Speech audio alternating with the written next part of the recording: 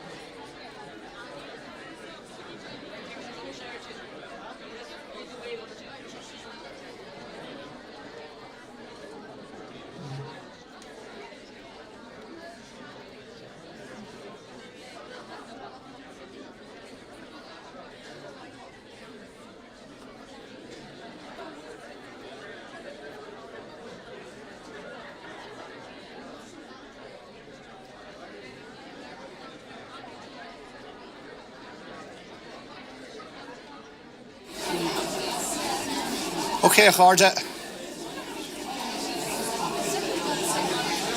Okay.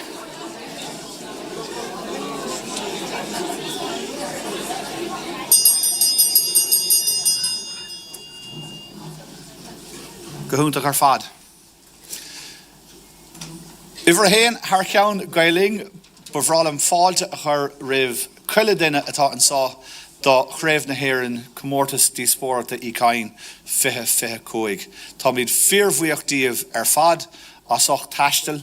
Tuigim ghuiil roindaoine an sá agus dacreachtaí mailteacha có le sé le cúig nó sé lá anuas sála gan Coláiste agus gan isce agus gach éire eile sá. Tá mé fíormhuíochtaíomh ar fad as och an iireachta tá déanta goibh taistil an sá tránóna. So búla bos mór do chuile duine ar dúis.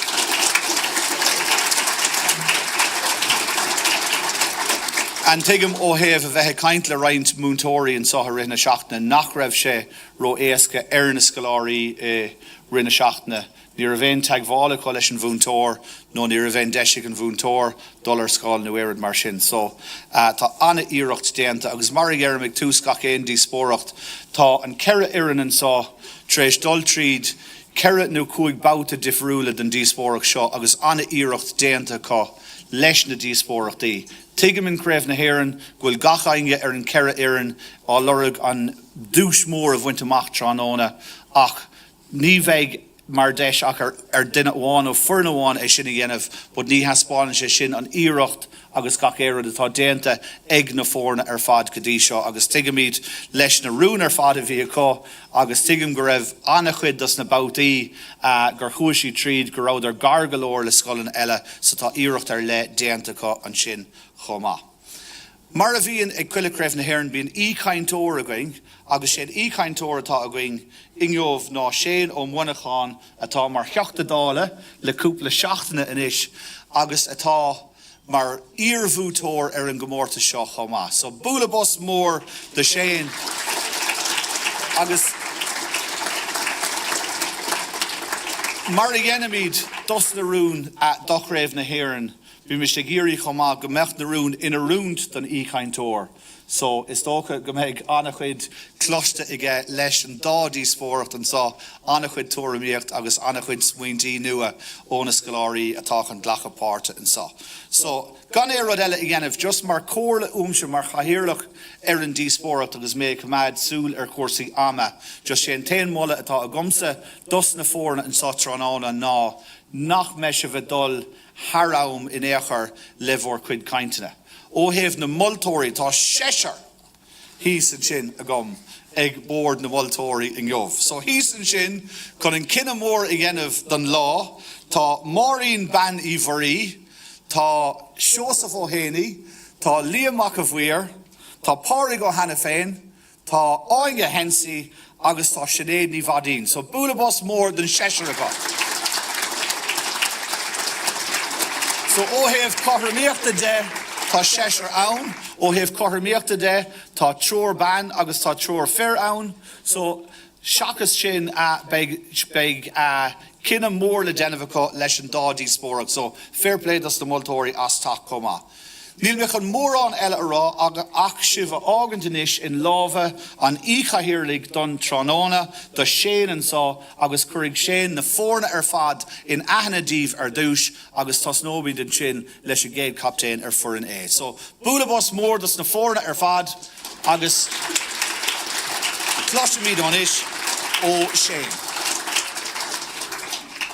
Gur míle agad thomáis agus déhar maithe a chuine úsla agus míle fáilte roimh ag an CRAOBH náisiúnta seo. Écht buinte amach ag an ceithre Éirinn atá osbargóir amach tar éis a méid amíochta a thuaisí tríd le bheith páirteach sa CRAOBH inniu tróna. Agus is mór agam a bheith mar ícéirlach ar an ócáid seo cuimhní an das agam den Comórtas díospóireachta seo agus méid súil go mór leis an caint agus leis an omíocht a bhééis idir lábha agin sa dá díospóireacht a nocht. So an céad ról thug sí troirthaí dom onas nach dé mé off-script. So leanaí mé na troirthaí sin le cíntu gnéime man job i gceart. So an céad ról atá le déanamh agam ná an ceithre Éirinn a chur an achtadíomh. So Foireann A sí siúd Coláiste Chroí Mhuire as an Spidéal a gunda na Gaillimhe. Fáilte mór romh.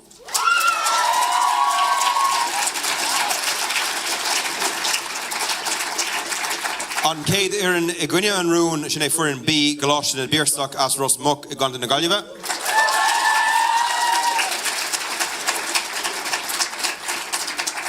An Dara Foireann bhés é taú an rún á Coláiste Oiriall as Cnoc an Chonnaidh I n.Dé Muineachán. Agus Foireann D an Dara Foireann bhés a chuir gcoinne an rún sin iad Gaelcholáiste an Phiarsaigh as Rá Fearnáin I maileach léam.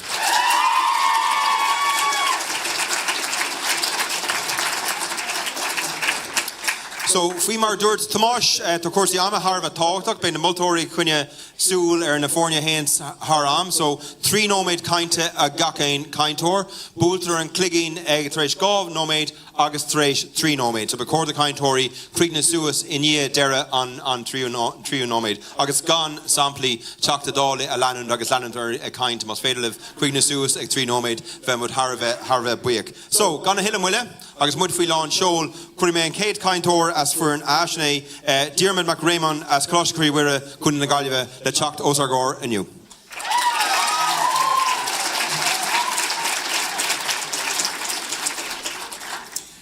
A chairluich, a bhiltarí, a lochtad asra sa cháde. Is mis Diarmid captain Coláiste Mhuire, agus is cínte, gomid go maith I pleanáil an todhchaí an seo in Éirinn. Nú tá céimeanna gceist le pleanáil. Hían aithne nás na bhfuil tú, dó rana sprich na réalacha, trí den plán stratéiseach, ceithir chuir de phlean bhaim agus cúid den aftanú. Sin pleanáil bhá chunne as go na glúnta atá le híocht, or todhchaí. An té ceapan nach chumad a tuirt faoin na fáideannaí, while bhálhann cho sin cuirtíir tá Specsavers. Bé muid a cains trúnúna faoin pleanáil bhá I an tuair chola level sa tíise. Pléithe mise pleanáil fáidbrí, láró cuan faoin pleanáil phobal, agus nás go cléanna pleanáil fersanta agus fáidbrí. Master go mé milliún duine breise le chuir futhús sa stáit faoin líon fiche cearcha. Cínta an chreat náisiúnta pleanála go do go forbert charracha, chorcha, loimní, fortláirge agus na Gaillimhe, agus na réún fad cháréid. Le tríocha bliana nos tá leas éfachtach bainte go tíise, as cistí infrastruchtúr an éanta Sorpaí, le Motor Valley agus gréasán bótaí ard chaid an na hóideal. Sa mar sé darnach chur an rialtas 3.8 milliún euro I leatamh le caithead bótaí nua, agus 9.88 milliún euro ósráidú bótaí. Agus a bhuachas go na neistíocht sin, háid mu fad go tean scíbinne Water Valley a tar chaidan gon chiad sco. Maidil le héis Éirinn, tá plán mór ósráidithe a dhéanamh an 9,000 kilometr go faoi baniste tá sa tíise. As seo go tean 5 bliana, caithfear 8.5 milliún euroid chola bbliain. Sin plán eile I méid tarra fiúntachaid. Ó thiamh na heicnáimeachtaide, tá rá pleanáil stratéiseach leagú síos 5 blianas fichtóin, nuair a leid an rialtas an ráta cá corpráideach, ó tríocha faoin géad go 2.5 faoin géad. Ó hinine le, tá muid in meála cólachta idirnáisiúnta le chuid futhún seo. Is géalagar seirbhíse agus ólaiste tainis, agus le bhilún post nua Chroí sa stáit le 5 bliana nos. Sin tarra iontachaile ja phleanáil. Ceap go leor go gáiltí cuidmhór postnaí gháir na breatamachta, a cha bhallart fada tharla. Chua ar stáit ingheic leis na dúchain. Ringe siad an phleanáil cheart ó híomh rialcha aspártalchaide le na chinntiú nachmach an géalagar híos leis. As seo go tean uair a chláid, tá maith cinnte go glosib neart stéalta chalach an ófais. A chuirde ná cála me srearc an rún atá faoi chabsaláin. Pleanáil. Pleanáil bhá go na glúnta atá le híocht. Má cála ar muintir I meabhrú chunne gúnaigh. Mór a goid tú san nearach, ní bhaine tú sa bhóbhar. Gurmhagaigh.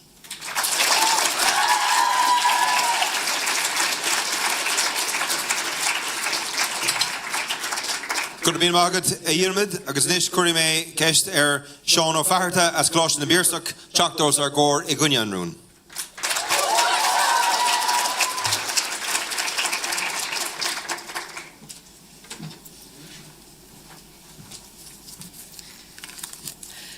Caherlí, a bhfuiltóirí, lochtar asúra gus a cháirde gael. Is mise Seán ó Faharta, Captí na Foireann as Coláiste na bPiarsach ó Ros Muc. Gus in Eanáir trúna, tá mo chóscoláirí garúd ó mo hÉireann gus nelíháin. Gus Táimid gus mo Éirinn, go mór a gunne, ó nóisín seo marún, gúil éire, go má ag pleanáil don todhchaí.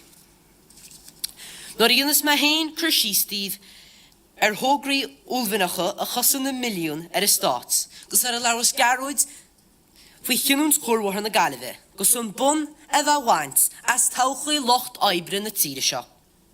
Gus an tunchar bhí ag a gúlú eacnamaíochta glúnta atá le teacht mé nel ag glártfuoi.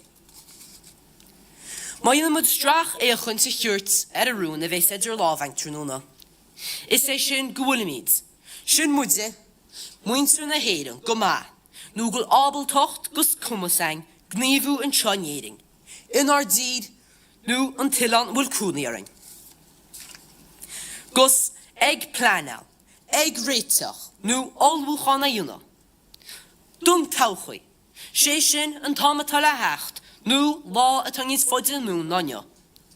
Ach mar is ól do bhádraí an bháile. Is náisiún muint atá sefyr an úlbhín ach lag sa chur bhaim. Bui éire an síd le bheith trá, an sígur cheilsach faoi lán seol a dúrnaí deagnacha cúig gus 2007. Eacnamaíocht na tíre ag fás 8.6 faoin géad, sa bhliain, gus oltargacht in tíre chohard le 259 faoin géad. Nús tír na nóg gan má ná éagar i tír. Bheadh Stadium Ireland dil am dimachtaing. An Bertie Bowl mar a baistúir dre chlár scanal ar RTE. Mud le bheith in an nóstaí de Euro 2008. Ach is dachar full a bhaint turn na pe. Ní rá lehead sa stáidir bhan. Blianta fada, pleanana a dul siar is in níor gus aisling bhirtí éireann ina trumlaí. Carach 3 milliún caite. An car curthar a gaphol a durs cairlach an coiste pac Joe dataí. Gan éon yaltanis arigids chul a plánach in níomh. Ó fan, fóramar an tinad náisiúnta isce nát. A measú a chosnach 62.5 milliún. Ach a chosan 190 milliún faoi 2030. Éireann le Spidéal na leanaí má le clia. A measú a chosnach 800 milliún a 2040. Ach a chosnó 2.2 biliún faoi 2050. Feicimid i ríist is i ríist eile. Pleanana dábhasta ag tite meas chéile. Mai all bheon gar hiarmach, mail folitúil, tep olbúchan, don todhchaí. Ní féidir faibanna an léamáireach a réiteach le meón an léaniuh. Guramach a gúlacht éisteachta.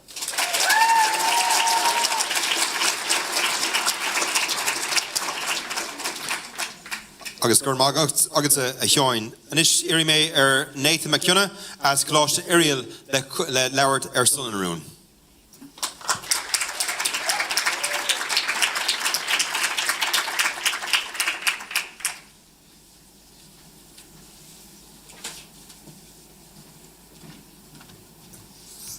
A caithirlí a bhóiltóirí agus a lucht éisteachta. Tá muid an seo an lucht le seasamh leis an rún. Gúil muid go maith in Éirinn ag pleanáil an todhchaí. Cid é mar higgin Virginia an pleanáil? Is í pleanáil an próses sin mear chuirtear pleanana náit ar bhailach agria le go métóirí éirí lo. Bhíú sin plán staidir an na breagscrúdia nó stráidir fithe bliain den Gaeilge.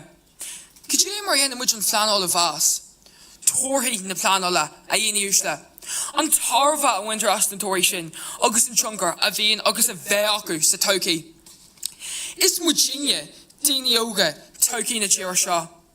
Chroí mé féin néfin agus ma Éirinn go nearnad agus go ndeantar pleanáil anéifeachtacht den éis ógan éire. Jeróí mise ar na níthe is tábhachtaí domsa, an spórt agus nidicus. B'nasa ag glóirt faoin na pleanana atá an lenar jimpelach de céimhnú den céad bliain eile, agus genfisí plé ar thuirsaítíochta fásta. Ní og bhí Syria áras ar bit ormh. Ní hamháin gúilmid go maith pleanáil den todhchaí, ach gúil íoc gent agé mar héir in ahan réimse a héana a bhaim ar chaidre an marachtála winter na tíre seo. De clú agus cáil Éirinn mar Éireann fud an dóin, marall an fashion atá agin den sport. Deirtear go mbeidh an scéalaí an aimsir, agus nach réithhaid na scéalta a bhí le hint agin ag deireadh na gcluichí Olympacha an Euraí. Seacht mun a tháinig Chonnaidh le léacra le clasaíochta na hÉireann. Conas gur hála sé, go neachí fearn na hÉireann suas ó níú háitis trocha habla na mun I Tokyo an fiche, go dtí an níú háit sí an Euraí. Bogú de fiche háit. Pleanáil waith éifeachtach. Rinneú an pleanáil. Rinneú an eisteacht in áisina I Gaelcholáiste agus a bhórbairt infrastructure. Rinneú an dulcan cin. Thug na tóirí dóchréide seo, spragu aontacht dhéanaí óga fud na tíre, agus muid sáitis na scáilán an saoir se caite. Féinise de pleanáil waith den todhchaí. Céannach mailm an bhéim a chun Mhuire an pleanáil ar scoil. Tuigim gúil si dhé agus mé géirí tóirí maith oils na scrúdaithe. Bín idirgusóirí na tíir seo ag séar pleanáil. Rinneú achraí súntasach don raithósreach le deimh léana nuas. Agus do pleanan an leis an bhasú nniu leanúnach a thuirte seach anis ag leibhéal na thart-teiste. Chun cuid den bhrú a bhfuin le thuúlach na scrúdaithe a thógáileoin. Arís, pleanáil atá an lasa, pleanáil waith dúine, den todhchaí. Sin for inisteach de 1.8 billiún euros in idicus na fécuig. Sin ardú ní fin géadó an Euraí.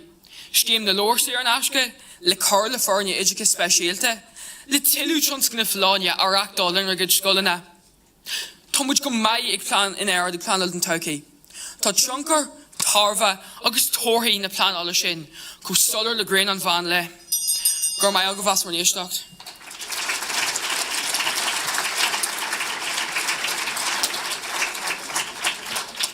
Gur magad Nathan agus nish chuir mé ceist ar éibh de Borca as Gaelcholáiste an Phiarsaigh le Cnoc an rún.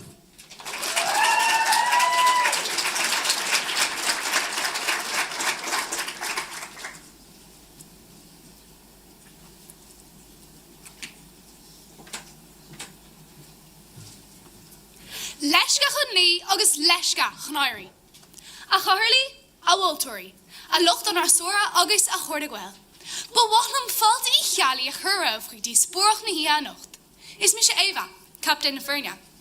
Is sé an raibh atá faoi hobbit logan inniu, na go bhfuil muid go maith in Éirinn ag pleanáil den todhchaí. Tom féin agus mo choscolóirí, cuiomha agus trína ó Gaelcholáiste an Phiarsaigh, go thomláin ag go bhuiile an rún á féisigh seo. Curlan seafóid atá á spalpa ag Coláiste Chroí agus Coláiste Oiriall, mudach chulam cile na ghail a gcuibh na dúin. Tá drogal ar leirt amach ar san cadas ceart agus cadas cór, nach fear den rún seo. An gaital síos, tuair mé san bhíúdíh ar rún na híhannacht. Táimid, bríthir sláim se láthach a nochtan stad rathar aigen, mar tá cuasaí lá na hóra.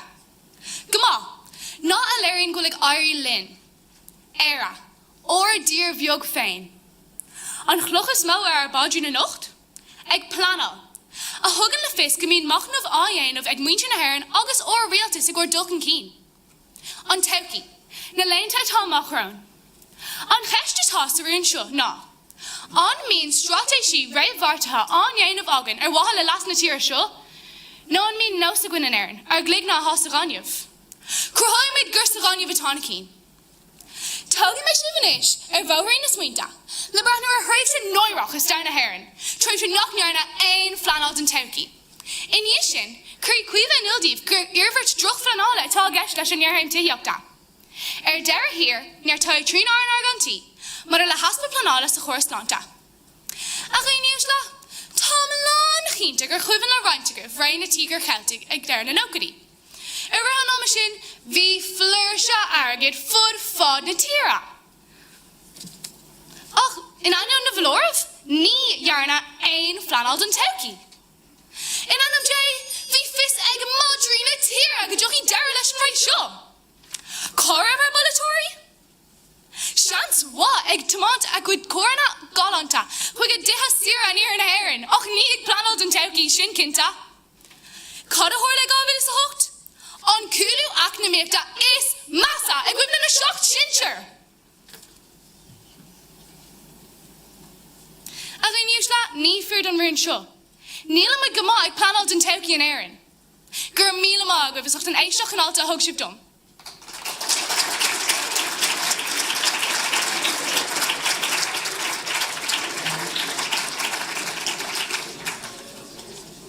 Gur míle mágat Éva agus tús cóirthaois ag an díospóireacht bhealach bríomhar ag an ceithre captain leanam raigadaí an darabáta de caintóirí agus níos ar mé ormh ciúnas beidir lebadal ar mé ar an Dara caintóir as Coláiste Chroí Mhuire Cúán Canny le teacht ar an Órdán agus órádanú.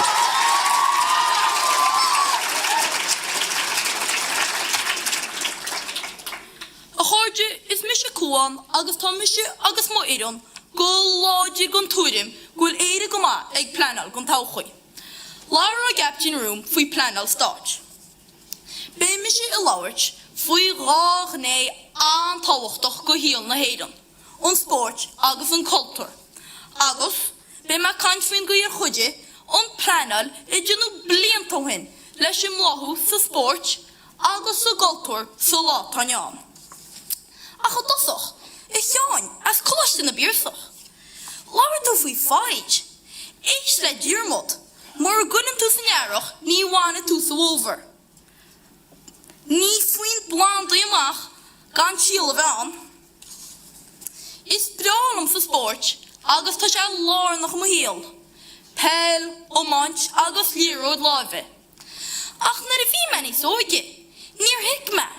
Ché fágur mo chud tuismórí. Cho, dono. Is éigen I bhí ceachtarach in an líród a chiceáil. Ser chracan do chlúise náitiúr Comórtas, mar ní bhfuilidís tún afol les lúsaid. Mar, na bhí siad san óg, hir sa glachais, ní an fáig frá I tainis I baróis an chroician in Droán. Ní an mór an ag mar sport ag an am, mar nach ran na háisna an.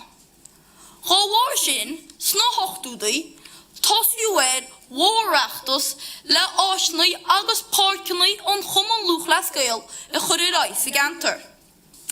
So lá tainneán, bhuíochas chóbsan, tá páirceannaí agus áisnaí gin Scáin, agus chola ísgrúpa, I baint solt agus só as agad sport. Tharla sé seo, mar eall pleanáil ag a level pobl. hÉireann, as Coláiste na bPiarsach. Láir tú faoi Spidéal na leanaí. Mar dúirt a gaptín, tá Spidéal wain agus leanmuide. Níl muide cain faoi mánaistíocht, tá muide cain faoi pleanáil. Tá leabhilún ball ag I gcuman lúch le scéal. I dainú nasca na sóisialta agus cultúra. Leabhilún. Agus sean rud faoin pleanáil, ní stoppan sé. Pleanáil a bhí bon. Fiú. Carach o blianaoin, tá sé fós bon inio. Féch a pleanáil chun cín, rinne cultas cultúrí Éirinn I bunniú I 9 go híon. Agus a bhfuil inis.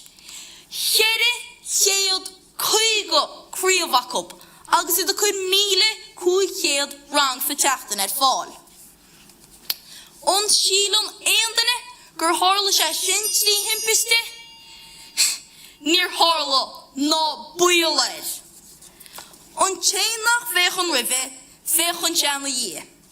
Éva, as Coláiste na bPiarsach, láir tú faoin gcóir sláinte. Tá 4 billiún euro I neistí sa gcóir sláinte. Féchhain chun cín, pleanáil gon todhchaí agus Muine, na riachtanis agus na mianta I bheith ag na glúnta le tíocht. Sin ceann go nudaí is fearr I dhéanamh an smuid sa tír seo. Magaí.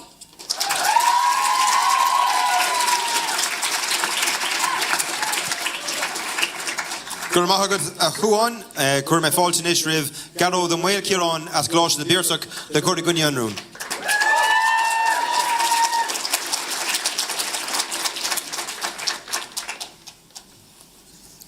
Ágaí nuaisle.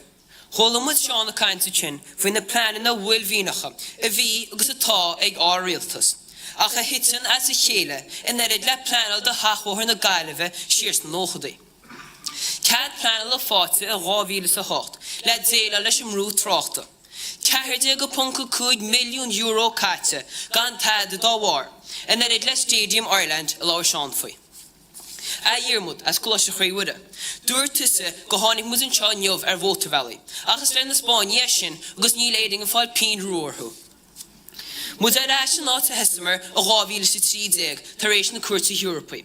Agus ag fánach le focail ón máir pleanála a ríist faoin gúróthar an ina sé in aibran na fiche cúig. Fiche hían a €3 milliún caite de réid bhunagar iompar Éireann. Cuige cethir cúnathirí faoi ardú ceannaí éigeantaí. Gan is acu an ag teach nua gimalt as a tíri siad a dúirta journal. Is cínsa gur ceann cuioch eile réiteach an chúrmhóthar seo.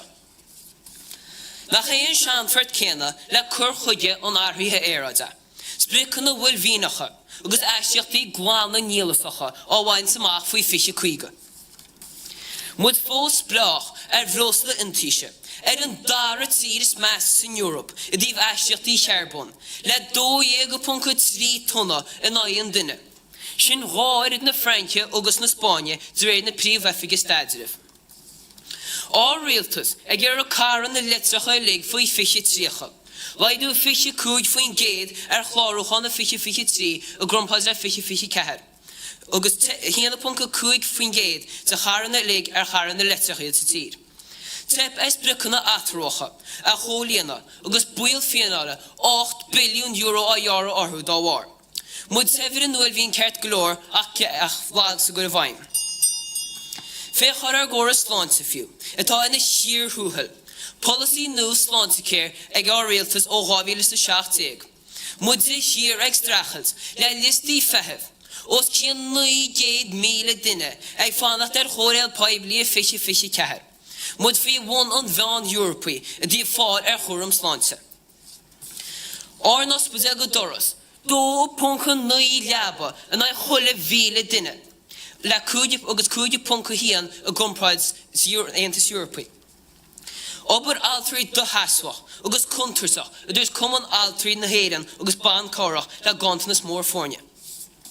An éitin, Lutas a gra edach chus má ang, a cin bhá sin nuair atá 60 go hían faoin géad a chéimithe dochtartha i mé chun na hasráil le fiche dó thór chormaíocht oibre is sír. Rud amhainthe an bun as todhchaí locht oibre agus cobhsaíocht íocnámaíochta. Is léir mar sin gur beg ceachta tá fólam hiang thar na mblianta agus an inneolacht pleanála don todhchaí. Ní féidir feibanna an lé amárach réiteacht le meón an lé inneomh. Gur maithagaí a lochtéisteachta.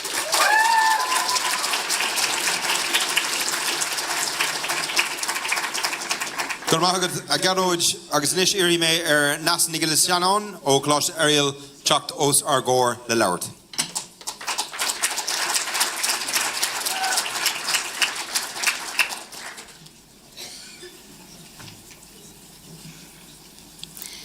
Ní bheith tógaí B ag an tír seo álíonn seo is saginne mana bhfuil ar jimpleacht slán. A háirte is mis nasa agus níl d'áitir B faoin spéir ach go bhfuil ar réaltas ag fólam agus ag pleanáil chun ar jimpleacht a chosaint. Sa phlean gníomhí ar son na hÉireann fé sa trí, bhí si tuaithe go méid astaíochaí gás leidíthe cé go héan faoin géad faoin bhléon fiad trocha agus gan aon astaíochaí gás ar B faoin bhléon fiad chéige. Sin an phlean a cháirde an sin in nu agus bán. Sin plán maith agus réalaach. Tá tríad náisiúnta á éislú agus bhfuil bhléon fiad chéige be 8 fa géad dar bhainniu inát núte. Be locht Foireann B ag Lord faoin gantainna stéideanna sa tír seo, ach sola dosaíonn siad. A háirde nach bhfuil a sagah go bhfuil cogu ag dul ará faoin ar imime na Horpa faoi láthair. Cé a thuirthaí go méid 100,000 chefií ón Ucrain leanailte ar eile na 100,000 fáilte i fé sa dó. Cos gur féidir le pleanáil dá lehead, tháinig sé níor a dúí ar an cosan le tiltte sa Spáin agus na tinse Los Angeles. Cin se bhí pleanán ach an amna bíon ar pleanana athrú agus go gasta. Dúirt Eva ó D go méid áfhairn ag Lord faoin tííocht agus aspidéisina ach in anóin a méid dúirt sé an Ros agah go bhfuil Jonas €7,000 a níis ar fáil chun títhe a bhí trécha agus fáca chun tiitime aithniuchan. Níos mó títhe agus iad a ligt ar caiideán insaithe agus inmhúnithe. Galan an réaltas go méid 300,000 títhe nua tóga faoin bhléin fé trocha, agus níthe tí socialta ina másc. Agar ó HÉireann B, Louis tos an chóras salán ó hin an sin. Well, is trom an túla an tánolas de cara, an Ros aga gohfuil an Cólacht darb anya beacht an Coláiste Éirinn ag fóbert sa dóin an Coláiste agus ag pleanáil den todhchaí le laias de alsa nua. Tá taisiil gníomhach mar phríomh sprach ag de chuid an réaltas agus is ionach an rud sin dar sláinte agus na sláinte na timpachta amach an seo. Eva ó i.n.Dé. Is cosine nach digan tú nach darlaíonn na rudí seo thar ihe, margheall de bheon agus faoin pleanáil sa tíir seo. Ach is turú iad na rudí seo de bhléantain taide agus pleanáil. hÉireann ó B. Ag éisteach le Chroí tosa an dala mulóg arlacht éisteach le nocht, go bhfuil muis go hocaí pleanáil sa tíir seo margheallar miona tíre. Ach nach ionach an phlean a bhí an nuair ghlachmuid bailreacht in Aontas Eorpach sa bhliain 1973, ghlachmuid leis an euro a bheadhíle sa dó, agus rinnemuid na referen faoin na carta déana a hosaint. Támuid mar riamhlóidí has sa tíir seo, agus tuist fearne sa seanachil an rud a chuann tú san nearach buine tú san óir. Gur mai go as.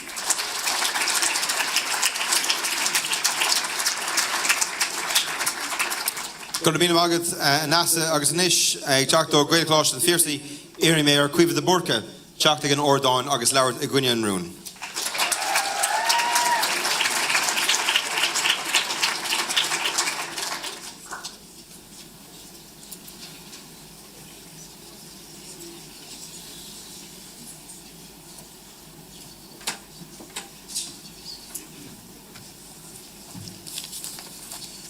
An rud nach Coláiste caithfear cursú leis. A tharlaigh, a bhfuiltóirí, a lucht an sóra agus a chóir de ghail. Is mis a cuimhe an dar chointeoir a Gaelcholáiste an Phiarsaigh. Mar aon le héimhe a le Rome agus trína a le Roimhia, curfí mé an ilgíh nach fear don rún á féiseach seo. Nach bhfuil muid go maith ag pleanáil den todhchaí an Éirinn. Tá géirchéim na trítheachta imithe osmacht an Éirinn le blianta anuas. Tá daoine sa féirí agus trogarí. Nach féidir trocha cheannach nó mórgáiste á, agus iad go bhfuil go lán aimsithe le 10 mbliana. Cad faoin na daoine seo i loiste ag an dála. A lucht an sóra, an dóí libh go mbeadh siad ar an intin libh, go bhfuil muid go maith pleanáil den todhchaí an Éirinn. Léirigh Diarmid an buséid agus na buntáistí a bhuiin leis. Ach, cén más é sin, nuair tá breis is 40,000 duine a loiste ag an dála sa lá táin. Dar leis na sanáilíthe, tá éire bra I bhád nómarcha ar urbaí prívádacha an oibiréiteach. Agus mars ódíh, tá siad gafa le brábús agus airgid. Ní an oibiréiteach. Fécar Spidéal na báistí, ná an siad bhuthair. Drug fleanáil don todhchaí, gan éon éiris. A Dhiarmid, léir tú faoin bóthra agus an mótar bailach nua an nearna an réaltas dún. Ach, de bhór as ba pleanála, tá brú miltnach ar chóirsaí tráchta sna chathaircha an Éirinn. In i.n.Dé nuair táid fás agus urbú, tá mhuil ar an réaltas an bunagur iompar Herbert. Is ar an mair ada a chuir sin an metro, úlas siad ag pleanáil ó 2050. Fé blianí stéine agus níl éon metro agan. Is fusa a gceall an ná cholína mar deirtar. Cad faoi heilcí na Gaelga. Níl pleanáil éifeachtach teang ag tuairliúach an irid. Bhí dílúna ag fé trífáin géid dus glóir na chóir teiste nuirí an Gaelga mar óir teiste. Méidir mór ó Jeff an géid I fé dó. In nuas éir sin, tá líon na gáin trí dúchaseacha ag tiitim blin in ní blina. Tóg feachtas Gaelcholáiste bhuiá agus banú na Gaelteachta mar hampla. Bíon ar Gaelgóir na tíir seo agus muinte na Gaelteachta dúna mún agóide chun na geartaí teanga a bhainteach. Dúning leis an aspa pleanála teanga. A NASA. Luke tú an astútí carbon an an Éirinn. Och in NASA. In anion sprochanna óbhínacha airada tá astútí na carbon na Éirinn fós ró ort. Dúir na gníomhreachtaí an cuimhnú cósail I fé dó, bhí astútí na Éirinn dóigh fan géid os cion spruc fé na tíra. Agus níl chun na sprochanna leidecha carbon faoi choinn tú fáras a cholína ach an irid. Tug tepa go donna an Éirinn, pleanáil chur Greek madidir leis an athru airada. And Nathan, léir tú féin, fwy saol scoil agus trasol sé. Och, rinne tú glán darmid net táhachtach den todhchaí chuir déana bheith an álas faoi. Gur míle maith go bhfuil iá.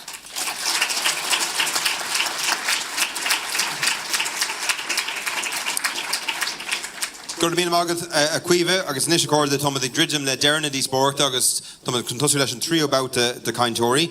Éireann is ar Claonadh ní Mhuire as Coláiste trí Mhuire, teach an Óstán agus leabhart ar Sunarún.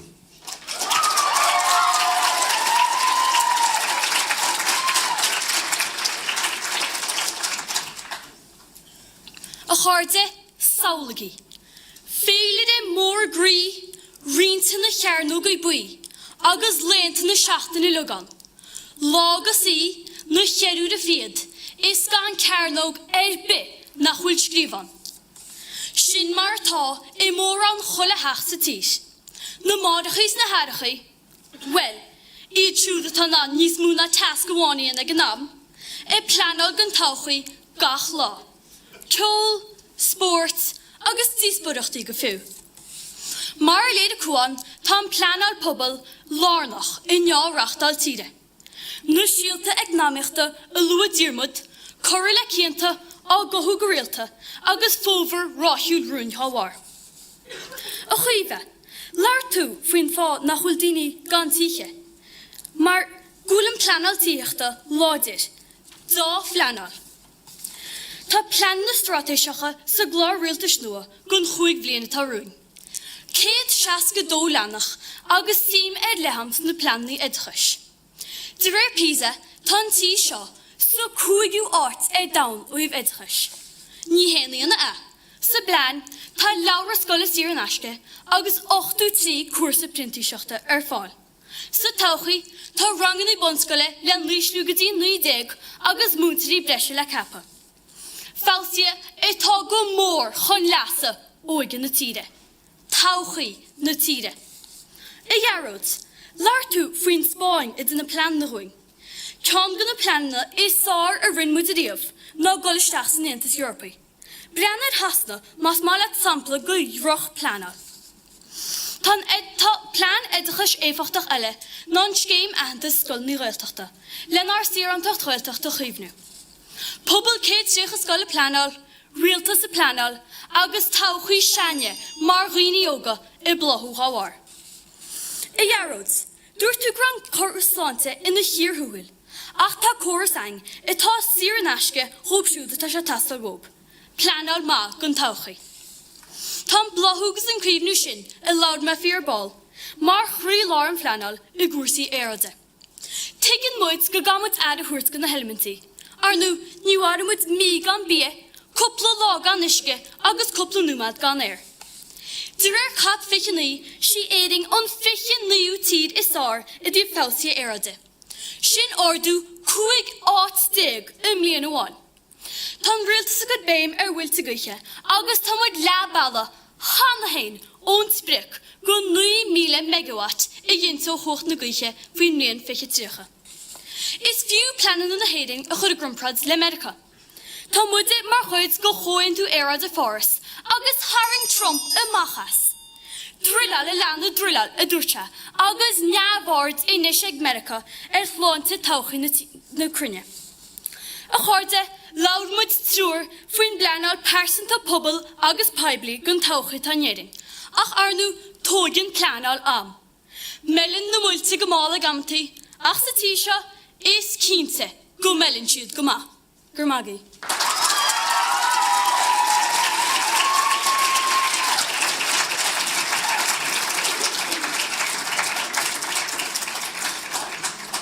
Agus sin éis cás Coláiste trí Mhuire críne, chuir ceisnis ar nel ní bhaín, teach an Óstán thar ceann Coláiste na bPiarsach le leabhart I gcuine an rún.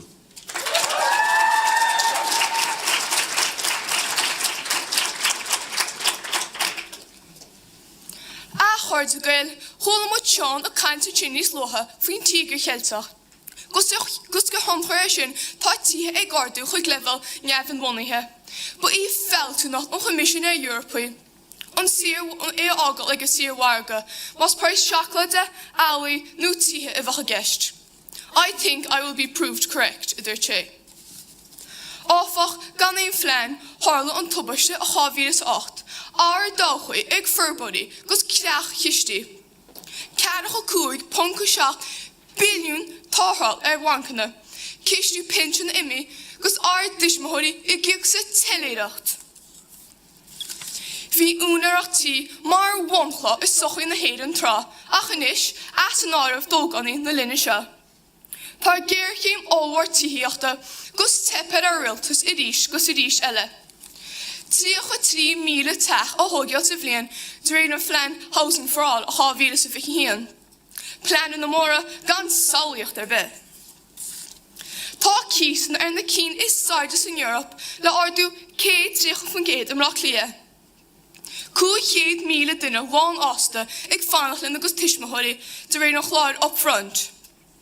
2,000 duine gan dísan de réir na rion tííochta ag deire 2024. Is léir gus é seo, sin droch phleanna gus aspa fad bhreanaíochta ar rialtas. Ní hamhain sin, ach níl go tííochta faoi réid don na ruscaí bhaine le harú éiride in na garród tagar dó. Le pátún amsire a garach an donis. Óchroch hilte gus dermacha, gus derm éoin ar I gceann is meas a fós ón líide caracha cúig.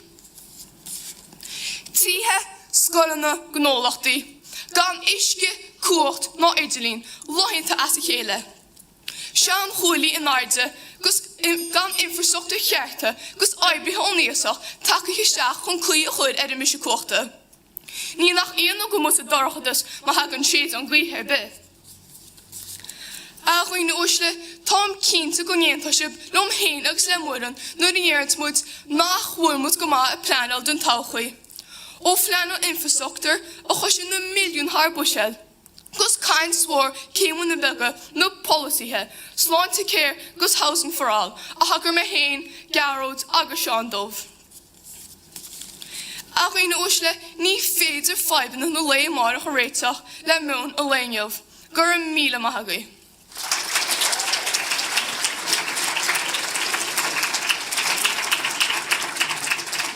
Gurmá agat an eile agus sinad organtaí Coláiste na bPiarsach Chroí Gréig. Anis Chroí mé Éirí mé anis ar hÉireann ní ciúna at Coláiste Oiriall Chadhain Óstán agus leabhart ar san arún.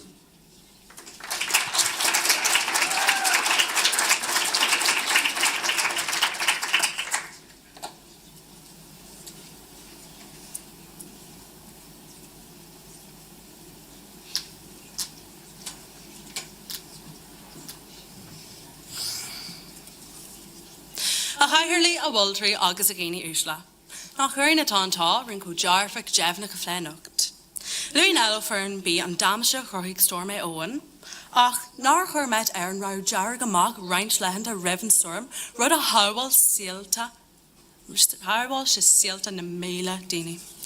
A cháird me síarla agus ní chuid an méidir bhíle chluisteil ó locht an razara.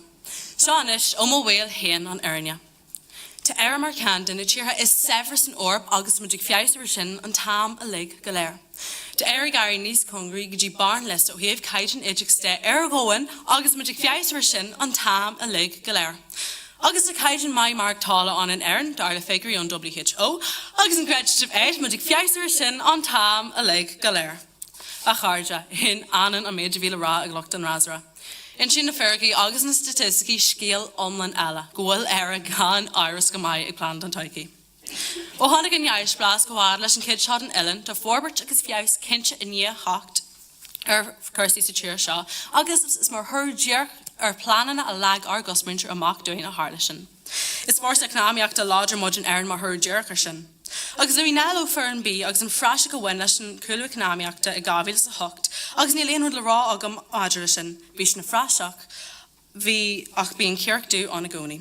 Rinne an réaltas an cinú deachar chun na bancan na náisiúnú i gábhíle sa hocht, agus is mar thur ar sin ó bhfuil airnealgar go sláinte le táis slátá nniuan, agus cinse bhí rátí dí fostiachta an ard, ach nach bhfuil is aga go bhfuil níos mó ná 500,000 post crothaithe in Éirinn leis roinnt bliantanús.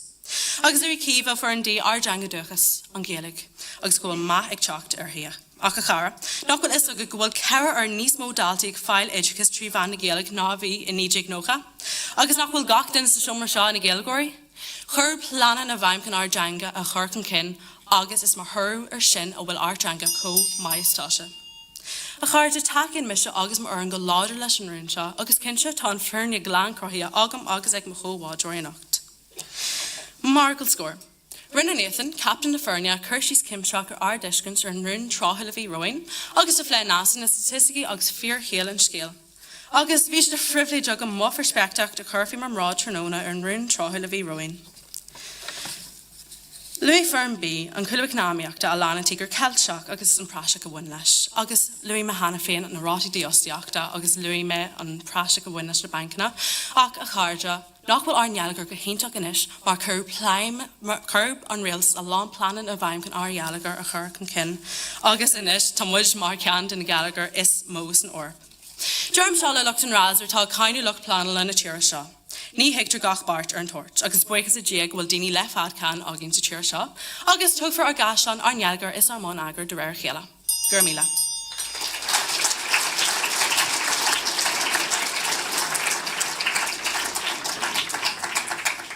Gur magad a hiirle agus crunta sin deire le organtaí de cuid Coláiste Oiriall agus inis an trío caintóir as Gaelcholáiste an Phiarsaigh Éireann trína nig ribbard teacht ag an Óstán agus leabhar i gcoinne an rún.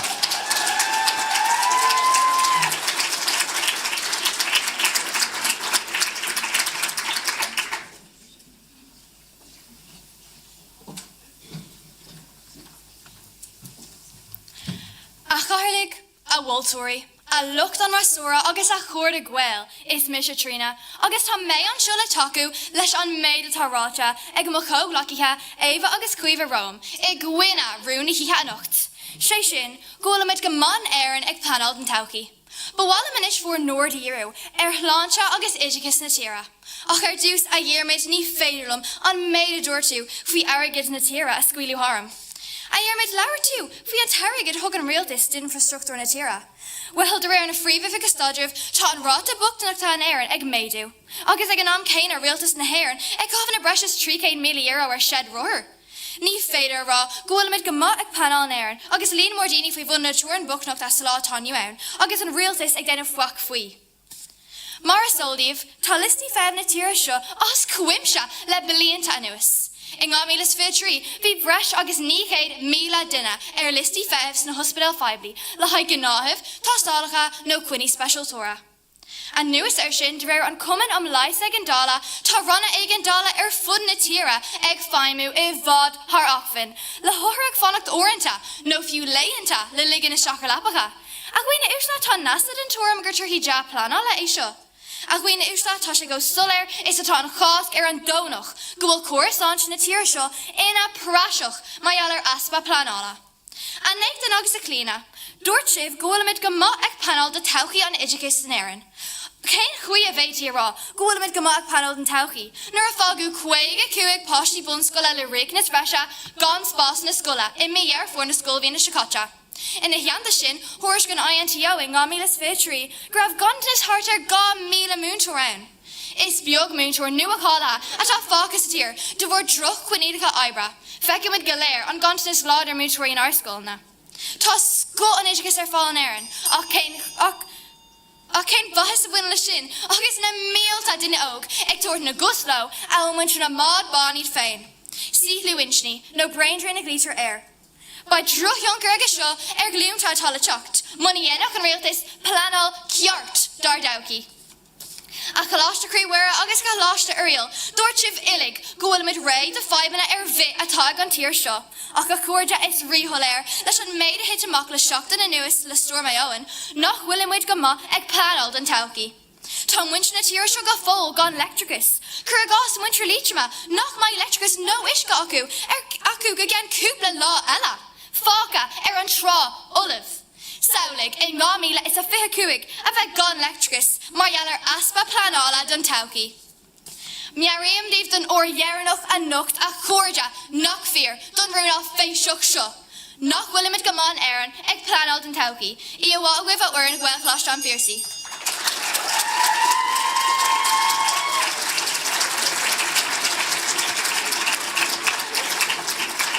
Dara maith agat a trína socht organtaí Gaelcholáiste an Phiarsaigh a Chroí Greig a códa sinnéan ish Dara na Díospóireachta agus Táimid chun ire na Moltóirí dul amach agus an cinenne mórí ana faoi cé a bhaine amach críomh na hÉireann amach an ocht.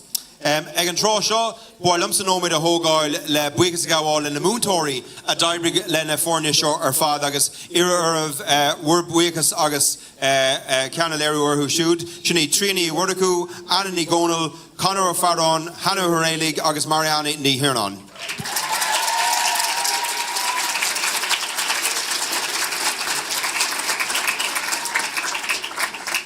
Agus Dara in heanta sin móhíchas a gáháil le na tiismóirí ar fad agus an lucht takeíochta atá rééis teach do gacéon cúnaí den tír le takeú le lehar fórne agus lehar na scoilnaí buchas mór tiltte agah siúd freisin.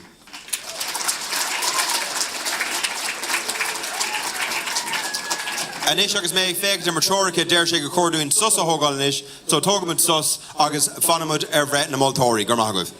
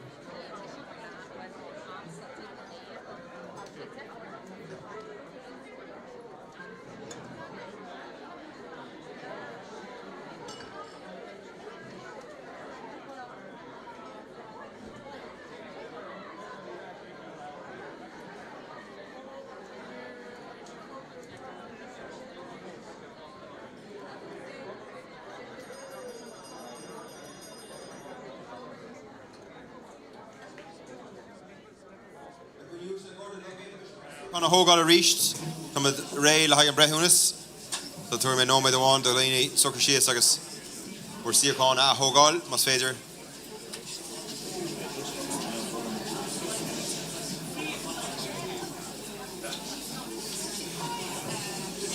Mas féidir sí síos. Mas sé do le. Okay. Gurbína maithagwh, agus nish, tá mé can ní mac an Mhuire, thar ceann na multóirí teachta an Óstán leis an cinenne a thuirt faoi céabhfuil tar éis CRAOBH na hÉireann a bhaint amach. A Liam fáilte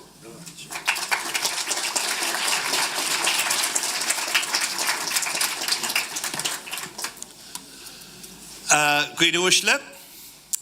Well, cha mé héan rud a bháin rás ar thosnaí a cainte agus a túirt na multóireachta ná gur anmh a hálíonn sé go mbíonn 6 multóir agus crámar go léir ar éon aigene. Ní acha mé riamh hena an áiríomh neadidir bhfuil tipper na multóirí atá going. Ach bhí mar déan go. Ach ar dúis, is dólamsa go gahamíd na cuineamh ar éon rud a bháin. Tá sé raibh dúine daoine fásta.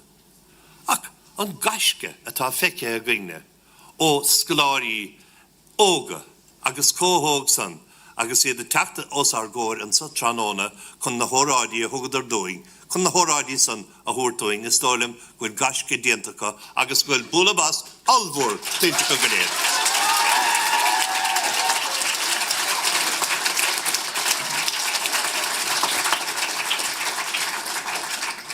Agus cé gan eran siad go dagan cíal le híis bhil de henig ábaltacht go lúa díobhse so fair play íomh. Inis ó héamh Chadhain na Díospóireachta, mar a bheith fáasú leis CRAOBH na hÉireann go raibh sé anna ard ar fad agus de bhí sé ard os na caiinteoirí go léir a bhí có cumasach san, có nesbleach san ar nótaí a teachtamachchan sa agus a buidí a chur an úil dúingne go líofa go snasta agus de biú éiste glóa agus na puintí a bhí go neadidir a chahéirlig raibh do thuúlaigh a beáín te agus iad a chaidir cuasaí réalta seacha fágmhinéis an goláig an elevator. Inis, chana héamh gur bhuaig fuidir na bháin, bhfuil fuidir na bháin a bhún, bíonn sé, úrdantaigh bíonn sé níos deocra bátaí eile, nóir bhíonn gáir an na dularaig. Ach sa cás seo, bhí mar go léir mar a deireadh déan go raibh fuidir na bháin a bhí beagáín chun cín ar na fórna eile, go raibh carméocht fórna únta chunta, gur raibh Chadhain na Haragóna agus na Chadhain freagart na buintí a bhí go ráidir ar céimín níos irde náid na fórna eile. Cé go raibh na fórna eile anna bhá leis ach sa deirithír de bhramar na go léir mar a deireadh go raibh an bua ag Coláiste Chroí an smáil.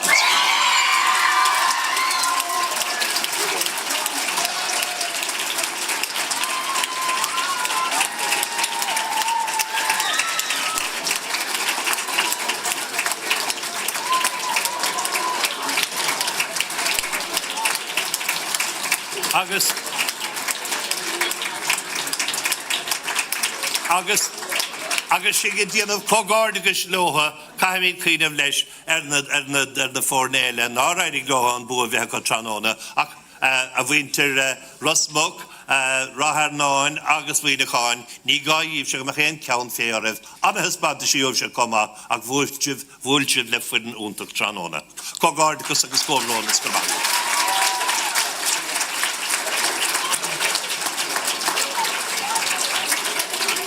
Gur mágad an sin a Liam agus íorma ar phríomhhaimimeach Gaillimhe agus ar íorchaithíirlach don láin jobh sin má héon sibse trasna go dtí an ardán eile in sin agus dheomid an bronna i dhéanamh ar na fórna ar fad. So fair play an sin do Coláiste Chroí Mhuire a bheith mar champíní do díospóireachtaí I cain sóisiar fithe cuaig. Anis tá sé an amdóing roint dúisina a bhronna ar na fórna ar fad ag tosnú amach leis na fórna a críochnaigh sa Dara tránóna agus tosnóid le Coláiste na bPiarsach so má héan Seán Garód agus Níl howlann sin go dtí Shane agus go dtí Raymond agus tá dúisina le bhronna ormh an sin. So búlabás mór an sin le Coláiste na bPiarsach. That's just my hinch of Howie. Okay, so na dúisina atá buaite ag na fórna sa Dara tá €250 buaite atartha Tá tastas ann gur féad lo a chur sa seamra sitan ó áit éigean Somála a rá go raibh ar páirteach agus tá buin ann chomá leis an ócáid seo Comórtas. So bhuaile bos mór a rís an sin go Coláiste na bPiarsach.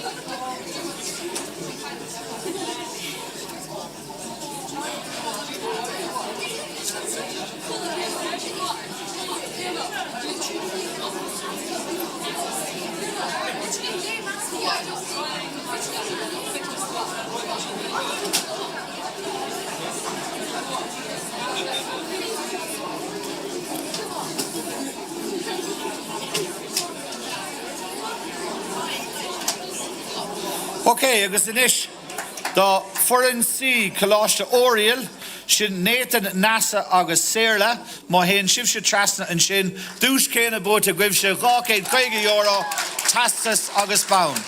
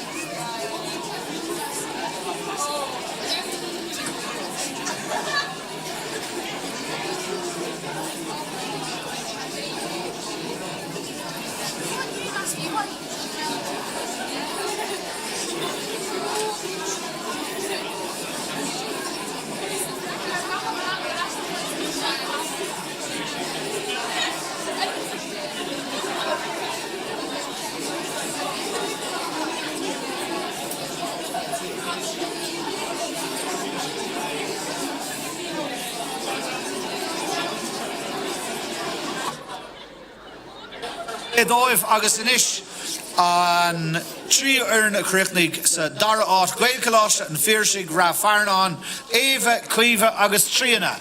Má héan sibh heimbal, héan sibh howlann sin, dús céna €250 tastas agus bound búteacha.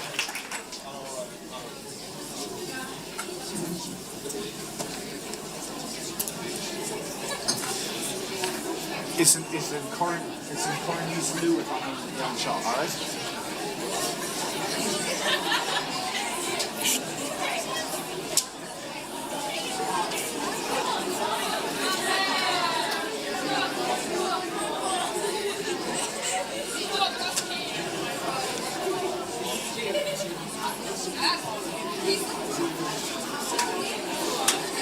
Agus inis recorda, Champagny Sóisiar, Comórtas í cain fe goig, Coláiste Chroí Mhuire an Spidéal, Táimid, Cuan agus Claonadh. Búla bos mór, ní gáda mé sin ará. Má héan sibh hawl, agus tá €1,000 tastas, bound, agus bronig príomhhaimhin a chléiling, corn isna duine goibh I gabhain second.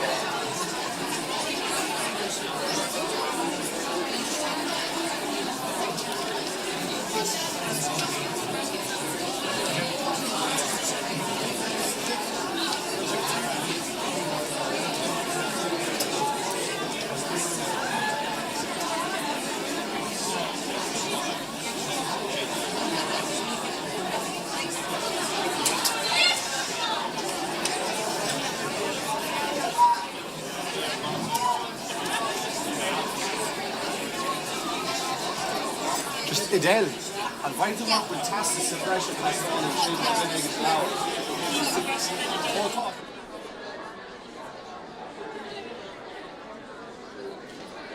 Yeah, all right.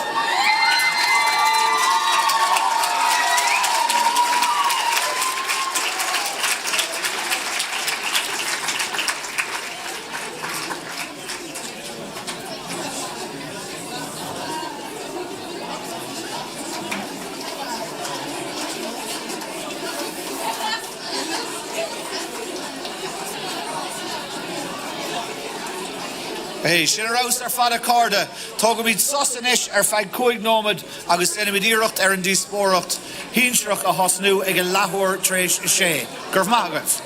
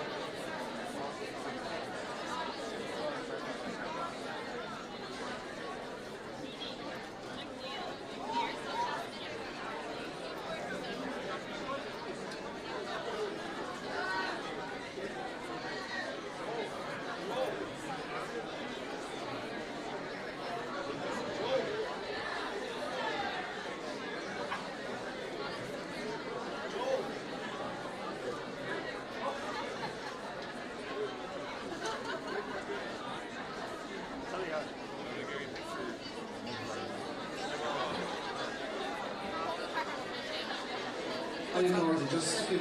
Concentration, ball shot, I'm sure that's for the Dara, so what I'm into the Dutch, ball, I loot, Coshe, Roman, so.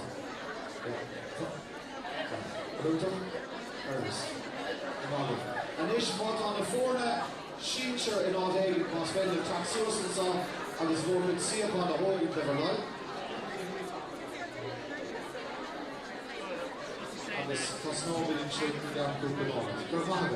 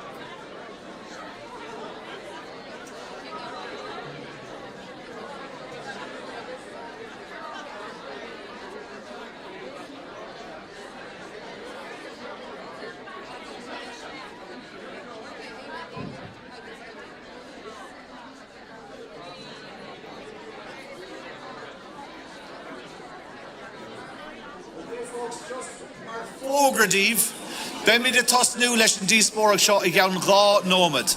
So ainge atá fannacht bevráling dá dóga sibh caithír agus ainge atá gemacht. Gur mágah as ocht tacht agus tos nómid mar I ghearm I gceann dhá nómad. Gur mágah.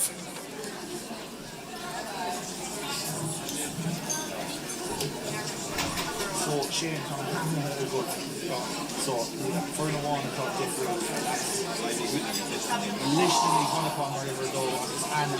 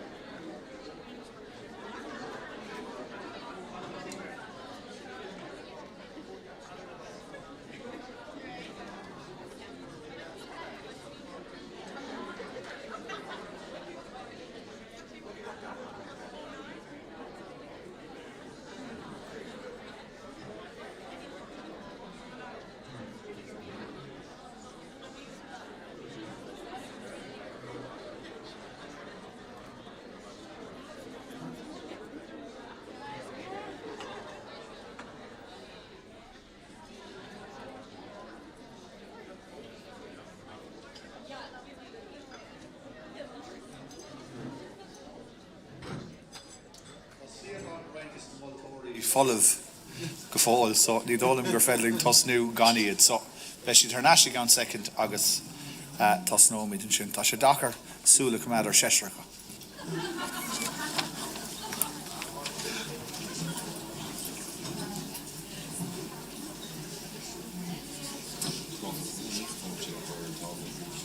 Yeah.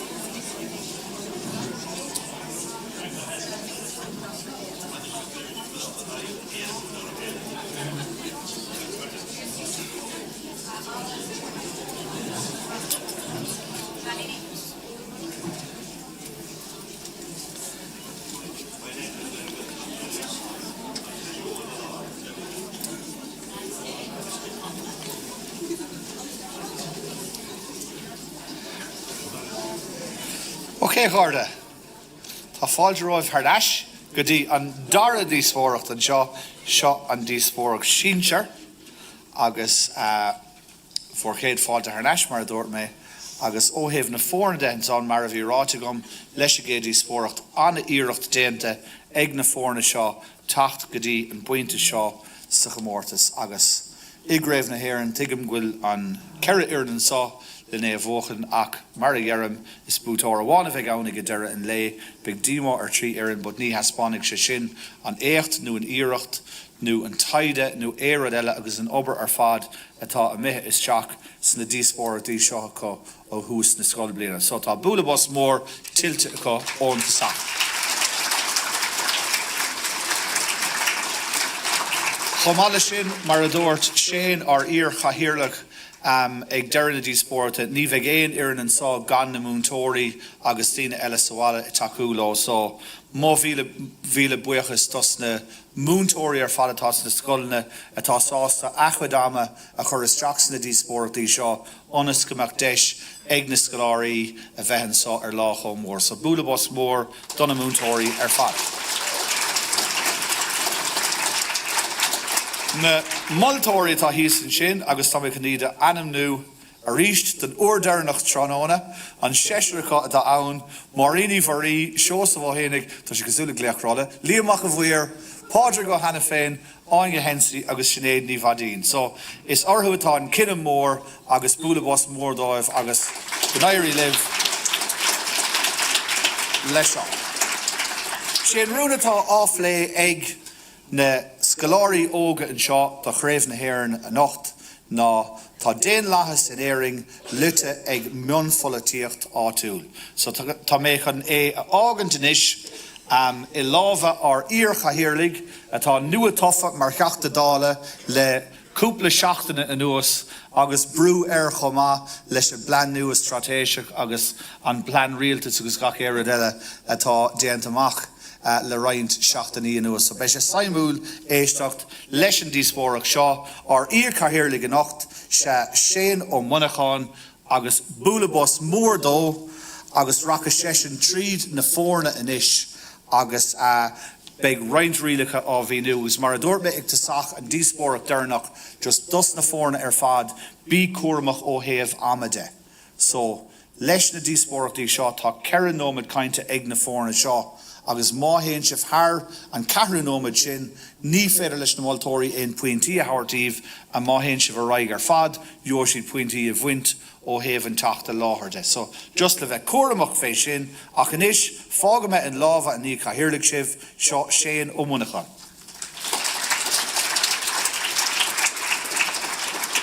Gur na bína mágad a hamáis agus déir maithe a ggur de Gael agus fáiltí CRAOBH ag an craobh Éirinn seo an seo é gléine Cnoc Dara.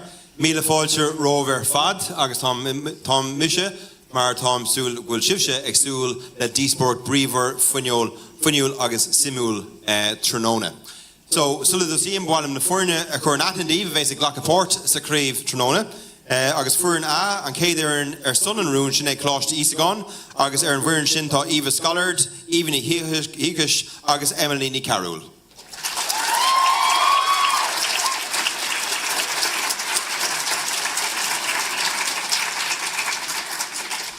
Is í fuireann bína híthe an octavéis an céad Éirinn a chur a gcuine an rún sin é Coláiste pobal as ra cairn agus ar an bhuireann sin tá Saibh ní Gwyn, Listan ní Muineachán agus Anna ní Gúda.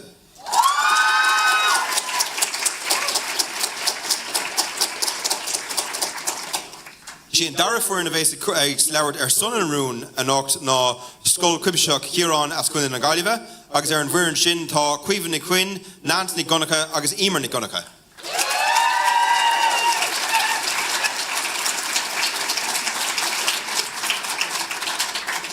Agus sí an carú fuireann a bhéis ag ghlachapórt Trelóna an Dara fuireann a bhéis ag chur in aigeanrúm sin é Coláiste Mhuire as an Spidéal i chun na Gaillimhe agus ar an bhuireann sin tá Tomás an Nachtáin, Ellen ní Gónal agus Críl sa Canny.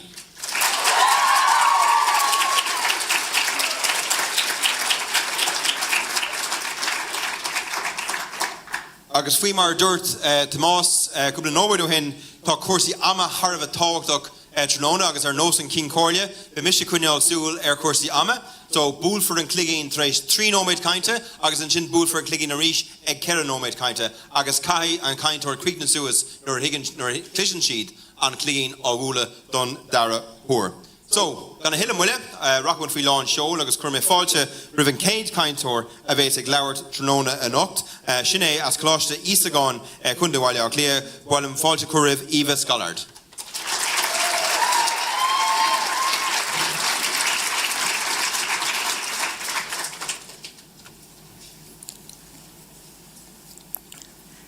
A chairlig a bhfuiltóirí a lochtan ra sóra agus a chuirde gweil. Is mis Eva, Captain Éirinn chlásí scan. Tom seo aniu le mo chosglóri even agus Emily. Chun an rún a phlé, gúil an dain lahas, lutse ag an mion fulla tíocht áitiúil an Éirinn.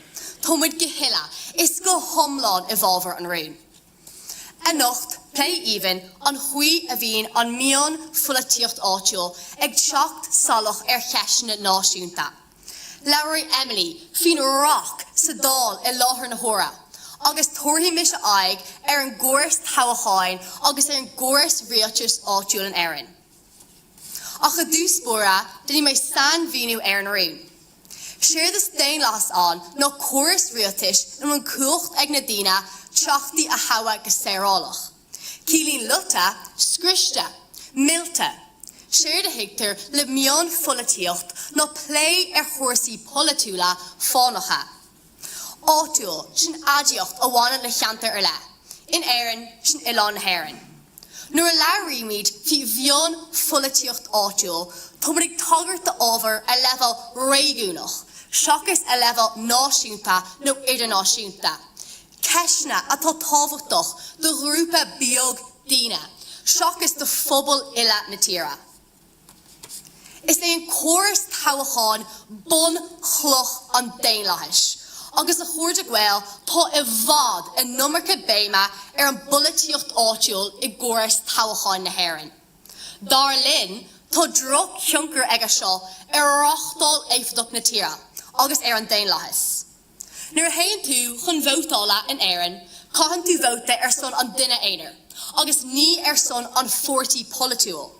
Tusk sin an phríomh aimimetáid polatóirí nó na daoine ina nácheantar a hásamh agus bhótaí a bhela. Seachas bheith díortha an martis nó achtainna bíonn polatóirí gnóthach I mion aibanna sa cheantar. Cosú le cead pleanáil a hocu do doncail. Dá ní chaithimid bhóta son órógra an 40, ach son an té a drastal hocrid háchair do wamo, nó mar ghuine a scroll an cool cinúnach ag raibh na hÉireann a níd ag seachtú do. A chóirda, ní chluistar polatóirí sa Bundestag ag play puil bógra a Buffendorf. Tá siad ró díoratha cheisne náisiúnta, ceisne a play even ball. Ach an Éirinn, ton chóras rialtas chun námh éifeachtoch go gafar ceisna, fánacha, áitiúla, a phléas a dál. Bíonn seachtaí dála ag réit timpeall, ag feimú ina chóirlóirí contae, ag éiseach le hachanaí áitiúla, in nonad ag bheith obair fullasatha fad termach. Ní daon láthas é seo a chuirde gweil. In níd ag ochtú dó rinne Charles Haughey socrú leis an bullatóir námsplach Tony Gregory. Mar chuúta bhar haciíocht rinne Haughey in neisteo chuntasach I dtíocht toisiota I lorchar bhaile á clia. Dá cheanta Gregory. Tá sé seo go homláin mí réin lethach, go raibh an tíiseach, sásta, airgid na cánaí cóirí a thabh rá cheantar bháin. Watha le fannach de guacht? Tá ráta ag Michael Healy Ray. Ara stát sa rialtas nua gur bé an tain aimitá aga nó an céile ausú son bhaintear chéirí. An daon lethas é seo a chuirde gweil. Scá a chéile a bharmíd, ach an Éirinn ní polatóirí ach ag tochras a ggurtíní féin, ní fís nó asúnacht chomónta acu. Tá béim thar fór mion fullatíocht áitiúil inar gcóras daon lethas. Tá an daon lethas cremtha, cos le teach atá scriste ag mica. Is fear den rún. Gur mágaibh.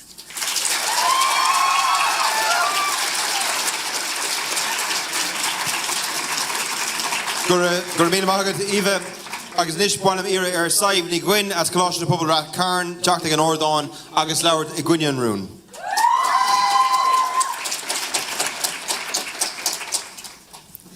A chairlí, a bhfuiltóirí, a lucht an rasra agus a chuirde gweil. Fáilte romh chuig Craobh na hÉireann an seo a nocht ag léine chul Dara. Is mis a saibh Captain Tofa Coláiste pobal ra charn. Agus ná chuúla mé rún na híthe nocht, caith mé agfáil go raibh Claonadh an lorthach a bhréithnú. Tá déanlachas in Éirinn lutsa ag mion folaíocht áitiúil. Níl ná builir agus támod thócínta is atá bías a bhuacha gur dhúine a chaithisiú for bhóta a nacht. Dina mise saibh chuir síos folaíocht chadain an foróise, struchtúr an rialtais agus an tarthú atá tácha an bolaíocht in Éirinn le blianta anuas. In seo lis na chuomh chu dhúthláin an déanlachas mar atá na meán agus gur crílear an phobal an rialtas áitiúil. Dara, pléithe anna tionchar na mion folaíochta an chuomh bhfuil sé neamhsplach an déanlachas agus cluifi agus caibhlant. Is choras politiúil an déanlachas. Cin ó rialtas i.n.Dé a hain na gcuidbal go séarálach mar thachtaí wethú hain. Rialtas ag na Dé, dó na Dé son na Dé, mar a dúirslín control. Síalrín an focail déanlachas ó Democratas na Gréagaise. Déan agus flachas, gur ag na Dé atá chuig trílathe. Tráthú golóir, saolítar flachúil le pobl atá muintartha, agus i grins achfaní na tíre lena chéile. Clis sibh tilafí seo ó lusna ar ball. Tá déanlachas a bhaim an trocadó chun de seo an Éirinn le fada, ach tá rún na hithe a nocht ag muomh go bhfuil sé lutsa, curtha ó bhá, go bhfuil íslú caid an a gceist, go bhfuil cursaí fága ina chiiseach agus an rud is measa faoi ná go bhfuil sé tálaí chana. Ach céir discúis leis an lut seo atá gáhuíomh ag lucht an rasara. Céir deile ach an bheon folaíocht. Ach, céir tú tá lei sin? Thóraigh mud téirme, tanglan agus an focla beag gan déana datach an terma céine, go dtí gur tháinig mud chopla terma sa merla. Tá sé déhríoch inar dúram. Políocht bheon scála, ag chur nethe áitiúla a bháin chun tosaí. Agus, políocht na man an camaléireacht, éis go faoi hala, nó bacna a chuir leis an broséis políochta. Cluifi políúla, mar chluisi sibh anna níos déine. Ach seo í an áit ó bhfuil táhacht ag bans leis an bhocail áitiúil, an bhhain le hát nó le ceantar faoi le nó cuairseanacht in óréire a chuirda. Políocht chadain an foróise a héanaing le riachtanis na dáthóirí áitiúla, mar atá seachas leas an phobal náisiúnta. Úsáidú terma faoi le nach luha mé aniu, den chéadúir sa dal in 1983 chun chuir síos ar na polatóirí seo. Rógarí cearta nó amad an Éirinn iad, daoine a churach neada de chlúis, daoine a dachtach an Éirinn iad agus a churach iompú i do chola a gcéisteach le. Is ag tochras ar ggurtlín hain a bhíns na polatóirí seo a bhar an rún. Is nach ar watha leis hain a dhéanaan san cot Crónán. Ach a bhhailart a léig atá a gceist, is gascí tofa iad, mar a intro lusna ar ballghuiomh. Tá cursaí políochta in Éirinn aithrí le tríocha bliana nús ó tharla an céir céim economiaachta. Chail daoine a deithe a Bostana agus thuig siad go raibh táhacht ag bans leis an mór políocht den chéadúir. Tosaíonn agus créitníonn an políocht ag an mion level áitiúil más málaat. Na mílte písa den bhron políocht a dhéanaan an mór políocht. Is cosúil na mí na marí é, má tá písa in asnamh ní ag for an pictar omlan. Másla dar féinúlacht dar mórtas cinenne a rá gur mion políocht ag gníomhíoch chuntíosach ardachtaí agus argórlóirí áitiúla. Is níos más a fós, a rá gur lut méireacht ar an déanlachas in Éirinn. Ní dúil go neach a héig nó a raibhréigen, gur maithagaí.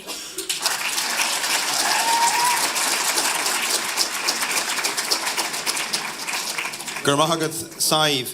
An éis Mhuire ar cuiomhanní cuin as scoil cuimse hÉireann teacht ag an Óstán agus labhairt ar son an rún.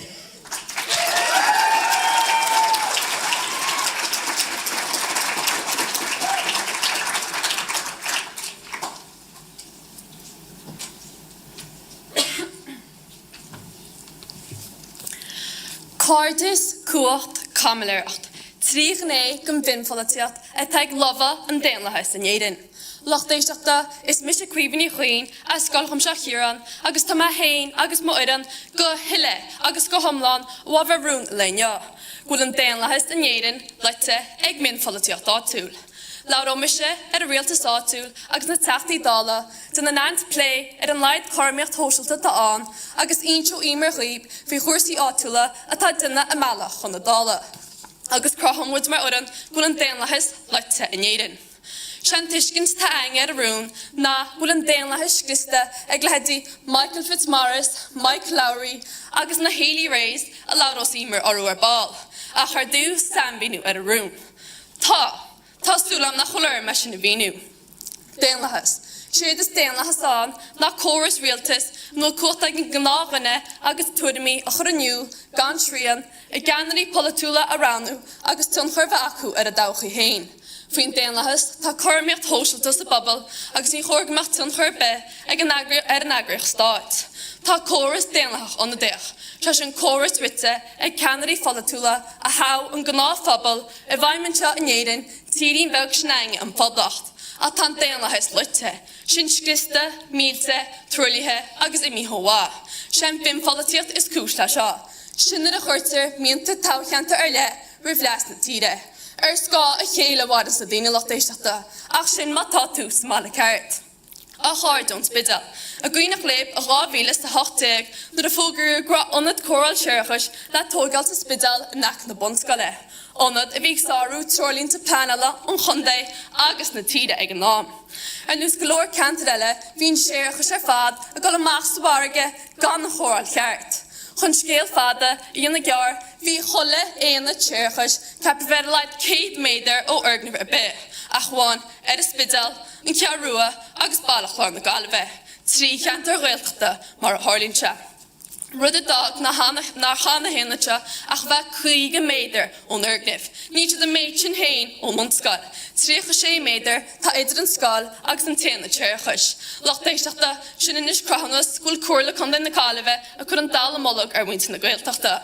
Léadú eile ar mí charmíocht tá bant le cuairla chun na Gaillimhe na go níos mú cuairlóirí tofa in neirthe na Gaillimhe ná mar tá agan na mara. Tá alantas de €3 milliún gealta go bóide a go na mara a fiche cuaig, agus tá 6.3 milliún gealta go na bóide a neirthe na Gaillimhe dúir an Connacht Tribune. Tá cóbhan na cuachta ar cuairlóirí airthe na Gaillimhe agus tá éileacht ar a gantar head, mar go rán na smú a chatar buisiad captain na cuairla Chonnaidh le haid tícheacht, bóide, costan cosise agus ásan eile. Ní gáfiú bóide na drehead chun na mara lua. Tá sé hárám ó an exhaust pipe le jam belga ahbh chun a rí siapaí. Ní mu a fáil an stop not na scúbe ó chuirlóirí hair na Gaillimhe. Dweud tuairis an Irish Independent tá sé ráte agus léirithe is survey darnú sa dal go gur an teachtaí dala feibna dácheantar hain ar dús seachas feibna idirnáisiúnta. Dúirt Malcolm Noonan idir suirt an chud an journal chun go neamh an folitiach go das níos slú teachtaí dala dúir an bhála tá sé do chuir an Danlahas. Bertie a hÉireann mar hampla. Le linn tígar cheiltí, bhí bringlód ag Bertie a hÉireann tíiseach na tíre ag an nám, stád, sport, allhar a hógáil, a mal an nába, a mrá clia, a bhí leh ahananta mar an Bertie Bowl. Cé go €1 milliún le cuairlóirí, ní ach an Bertie Bowl solas na léirí. Tá an costas allhar bhí bant an na hógáil, or dí óáchiad €8 milliún go billiún tar ar PricewaterhouseCoopers in líosigh na Chnoí. Lochtéisteachta sin léadú ar an leit táchaíanna ar an Danlahas ag mion folitiacht áitiúil. Is fiorrá gur fear cara sa gúirt na puntas borán. Gur míl magaí.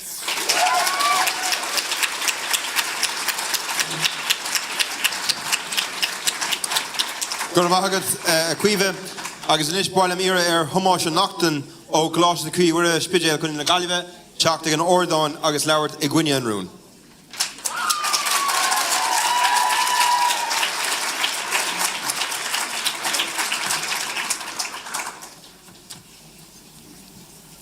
Éistigi, Caifir, éisteacht. A chairlaí a bhhailtóirí agus a dhaoine úsle. Bennett focail cuachtach ón gníomhar a pobl Martin ó Caim.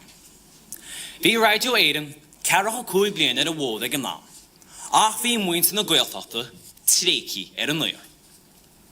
Mar thora glúise cearta sibbalta na Gaeltachta ar an Caimach Lárnachan, tháinig réidir na Gaeltachta ar a bhód.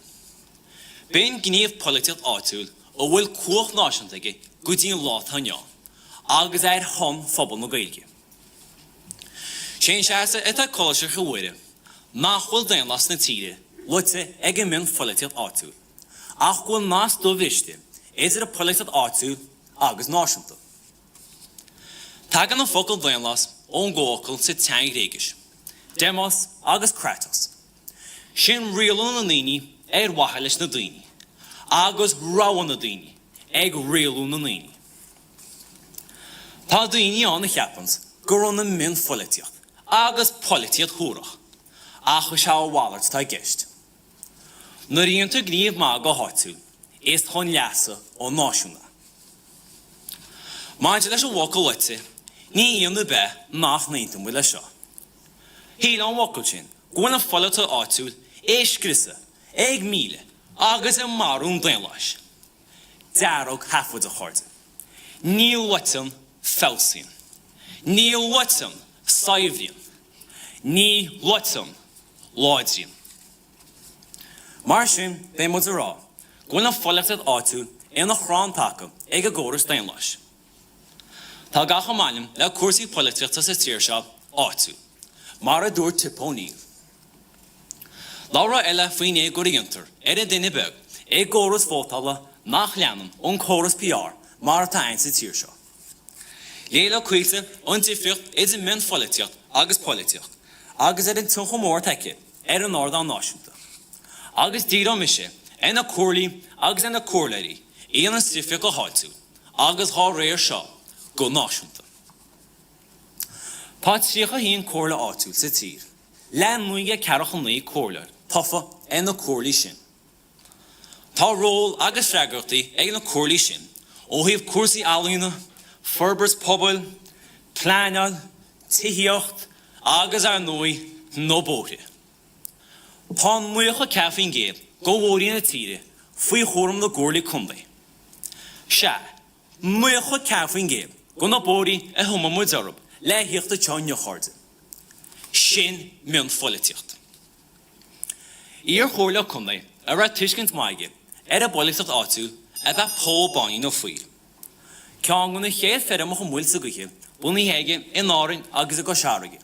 Bhása rá caint áhhéráide. Nach policy náisiúnta na se. Má bhí mu sáin té mu a deagháil lenar gcórail áitiúil. Agus éisiir linn. Arnú nach chuile síchan le gcóirla brathir. Détar rá go bhíonn cóirla chundaí an páir tréineala gon follitóir an náisiúnta. Mar atás ag ar deachtaí dála in Gáile hir. Hildegard, John Connolly, Murd Farrell, nó Gríolis agus Catherine Connolly. Agus níthe Instagram an páir tréineala mar froghráine seo go bhacht amach. Tuigeann sin an tábhacht go gahar freastal a bobbal áitiúil. Cuirla má bhí chun fadal i siúrt go na pínechaí. Scuidirch na puint ó péin. Agus tá muid rá Coláiste chuide. Má thiúthar gon mion folitiacht áitiúil. Tuathar gon daonlas go chách ar magaí.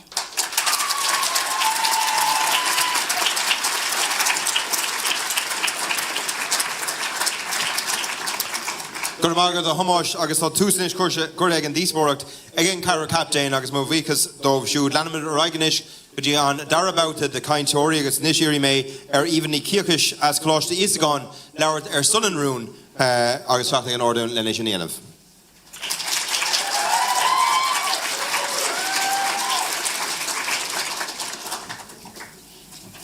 A chuir de ghail.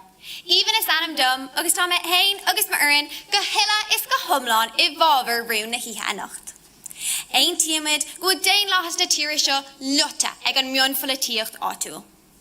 Anocht, leabhraí mé bhí na ceistena cigaltacha náisiúnta, tithíocht agus timpalacht, agus bhín gí a bhfuil chóirsaí mion folitiachta áitiúla ag churbach na dúthláin seo a thóirú. Ní féad leis an gobadán an dáthrá ar astal, ach ag as polatóirí na hÉireann, sin é go ballach atá arsúla acu. Tá polatóirí ag rá rud amháin I dach lion, agus rud eile le lucht an náchcantar. A chuoine úsla, tá is ag gach mach máthair, bhfuil géir céim hithiíochta ag crá agus ag crema na tíra. Mar thuchaí géin láthach, ba chóir go méocht tithíocht hábháilta fáil ag gach saoránach.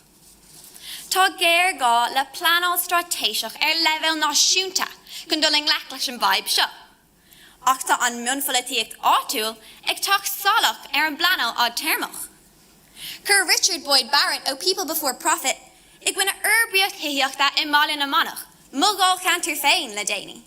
Chur Mary Lou MacDonald, ik gwine 1,600 orasán a hógalanuri in a cantar féin. Agus gur Hazel Chew an goaintis glas, ik gwine loistín de nimmerkig, in rihid na dohra, in anón pulisaha an aintish orpig, mother le tarmin a hortin nimmerkig. Tá blas u fásach da fi mínachta seo a chuir de gweil.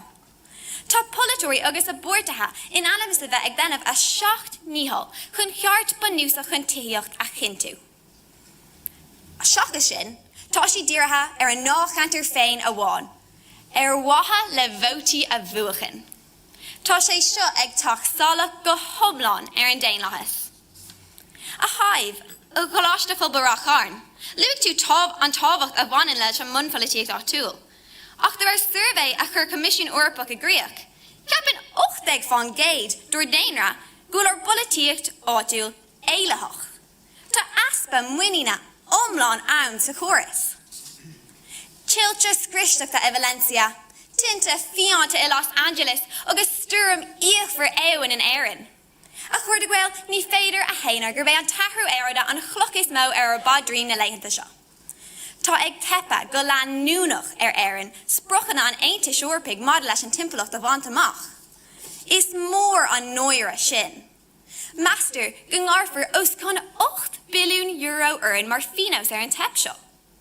Nach dóileat a Hamas a Coláiste Mhuire go mé an target seo úsáideach sa todhchaí chun winter Connemara a chusid ó gálaí guithe garva. Níl polatóirí do rira faoin timpplacht an aimchar. Tá si dro díirithe bhion aibanna a gantar.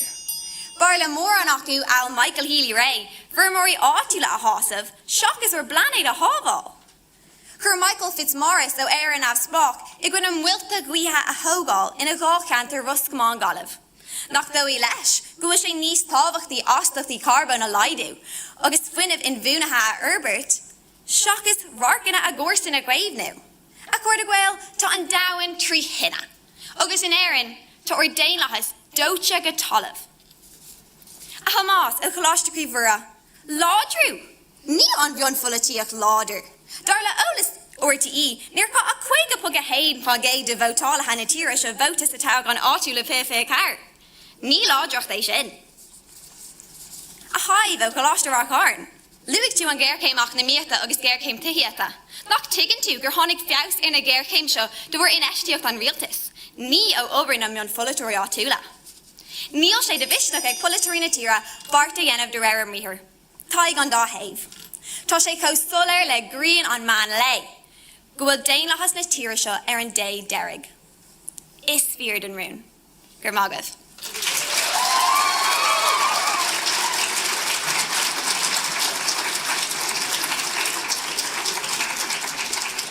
Gur mí magad a híhín agus níos bhlam ire listan I Muineachán as Coláiste Mhuire Cairn teacht ag an ordáin agus leabhart a gcuine an rún.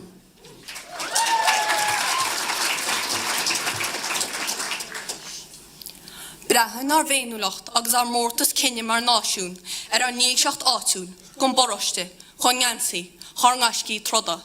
Is cumamas a hálan phobal, sráid héil Dara, nó Strasburg na Heorpa, tá daon chu seaasfach, sláán, sáhailte, agus níl teafaí wagart ag mun folatíocht áitiúil. A chathirlí, a bhiltóirí, a lochtar asúra agus a cháirta go léir. Is me se luisne agus tá man seacha nocht a díos forracht charcian Coláiste Mhuire Cairn.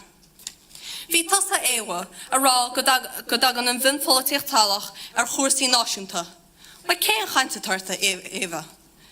Mar a lósáibh is siad na rialta seáitiúla Chroí an déanlachas. Siad a tá freagrachas na seirbhí sí á réaltanacha ar I bhfuilmuid a bra. Tuithíocht, bóthe áitiúla, pleanáil, réaltana sin duine Éináir, cúna le carta leis nó pensionáil. Nor a seirbhí sí áitiúla tá gceist. Is fearr a dhéantar na cinntaí nor a dhéanann ina de chéan phobal chuinead, mar aon seo annach I barbal. Lótas a chuomh os gáil chuim sé hÉireann isce faoi hala. Fiúma tá camiléireacht ar siúl is sa bolatíocht ar wathe le pobal áitiúil, tá buntaistíon phobal I gceist agus íon choiríonn seisteach nóach ar ó déanlachas. Chamáile sin a chuomh bhí tú cantar in neamh chormaíocht sa ngáiltocht. Ach marach an bhinn folatíocht agus a chleachsaíocht folatúil ní bheith glór a bithigh na gail. Bhíon cainach ina bháiste ag seo. Dagra misnoch in Éireann le muinte racarn agus Institute tríú level. Boycott hauchan látúil 1967 le go dúirí stádas Gaelfachta go racarn le go mechar gearta ein cos le chola Gaelfacht eile ag nám. Rinne ceart na sivíalta na Gaelfachta ó bun na gapal leis. Feice mu dohacha saoil fós le fachtas nús darog le farag nó banú. Mun folachtíocht son na gearta tangan nachhfuil achantas ná síá léirú agus drámata tofantab. Is ochla mar rácharte ach tuisgur min tangaí chuige níl dócha neachananta se álaí a measca drába hátar agus sin faréir chuirde déanlachas. Lá éha a Coláiste Ísagáin sochradí seachas dáil. Bhí agus tásal lá taineán ómos go namarh an táhachtach an Éirinn. Bar sin na bheith hús in náil Éirinn a scréchuile a chéile. Tá tochaí i ggéamhlú agus a gaiirí níos chuimsí le himachtam líonta. Achas éis go dearmod a dhéanana ar té nach bhfuil fála go bur nidalín nuair na máin. Tugann siad sin cuairte na teachtaí dála átúla a caintear aibaní bega ar faibaní mórthób sin iad ar nús páils na bóthe nó crinta lecham ra hampla. Tugann an bhinn folaití chun tosa iad. As cuasa iad seo atá dó na gerbe ar bhaintear na tíre. Ní man rudaí sóracha ite ach an rud a hagan idir muid agus colón na hí. Bhí tas a chuomh os gáil chuimse hÉireann a caintear bhaice lórí. A chuomh tá muinte hebidáran hí se há a ríis agus a ríisiile. Caithí go daíonn selo. Há siad agus sin an déanlachas. Lós a scéal clós asal ar láirí líonseach na bhéidir rún na choineáil in Éirinn agus masálaí bheith hí ar námsir na féinneachta is measa mílúir inise. Tá politúirí na Éirinn os cód na mán agus na mán choisríanú agus choganne faoi smacht. Ní leor pleasráte buhobanis a rágan an siad seo siúd na eile ach bart ar éirim néthir nó céasar iad na mán. An stoppan se se an bhinn foliteocht na politúirí tuairt airgáin náil cheantar hain, be go buil agus gáil na mónaí certa til le thula úsáid nó nochtathir os códa tíliad. Creid muide ghfuilníe an atá a leit an déan chuiste tí seo. An bhréagnuacht agus a drochaíd a thugtar go folitúirí, a neta í eiste dá fástatí le déimlíon an nos. Ansithe ordaithe ar bhionlaíon phobal agus neamh him. Siad rudaí atá a leit an déanlachas in Éirinn, agus níl an bhinn fáiltíocht ar cheannachab, a chuoinúisle gur míle maithagaí.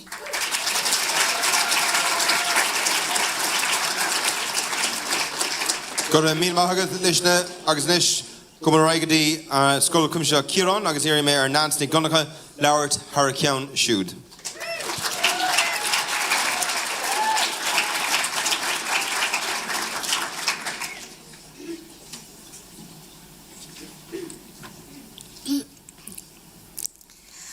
Déisteachta.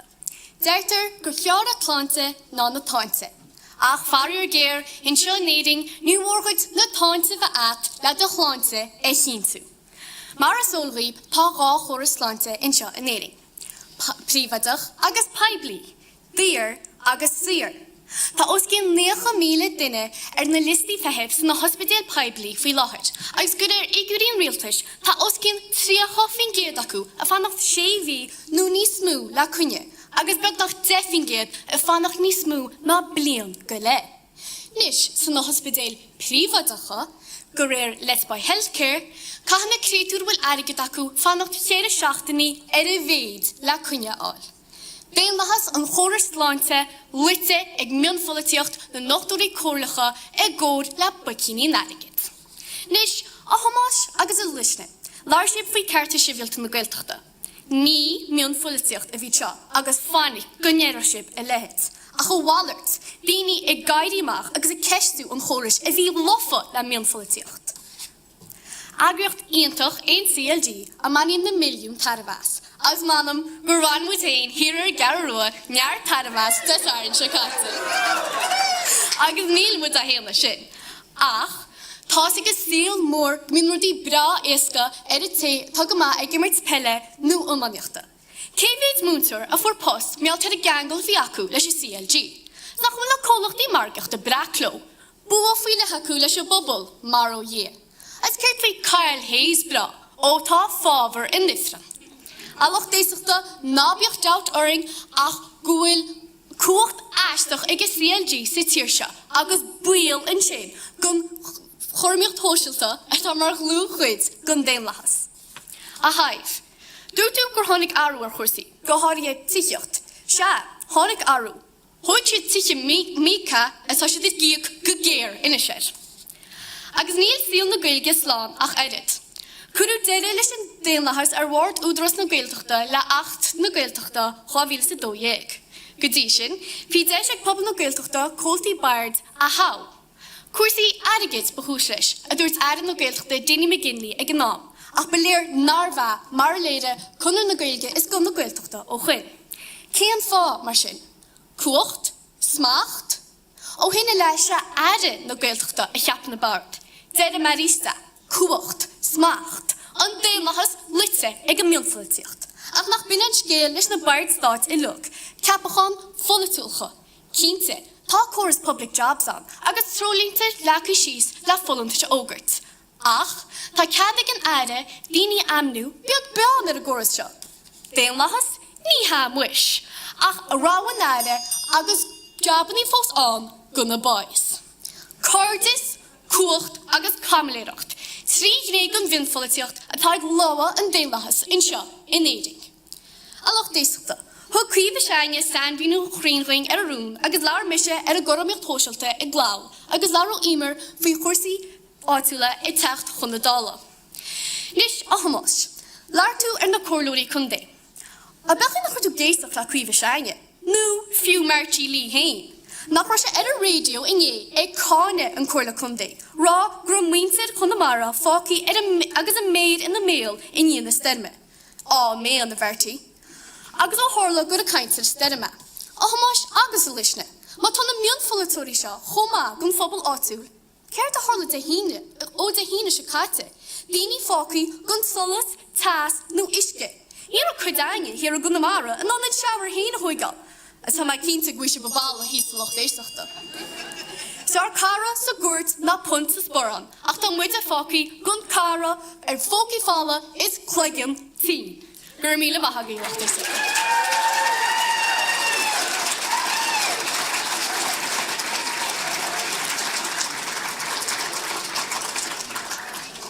Gur maithagad Nance, an is bualam ire ar Ellen i gcónal as Coláiste Chroí Mhuire teach ag an Óstán agus leabhart i gcuine an rún.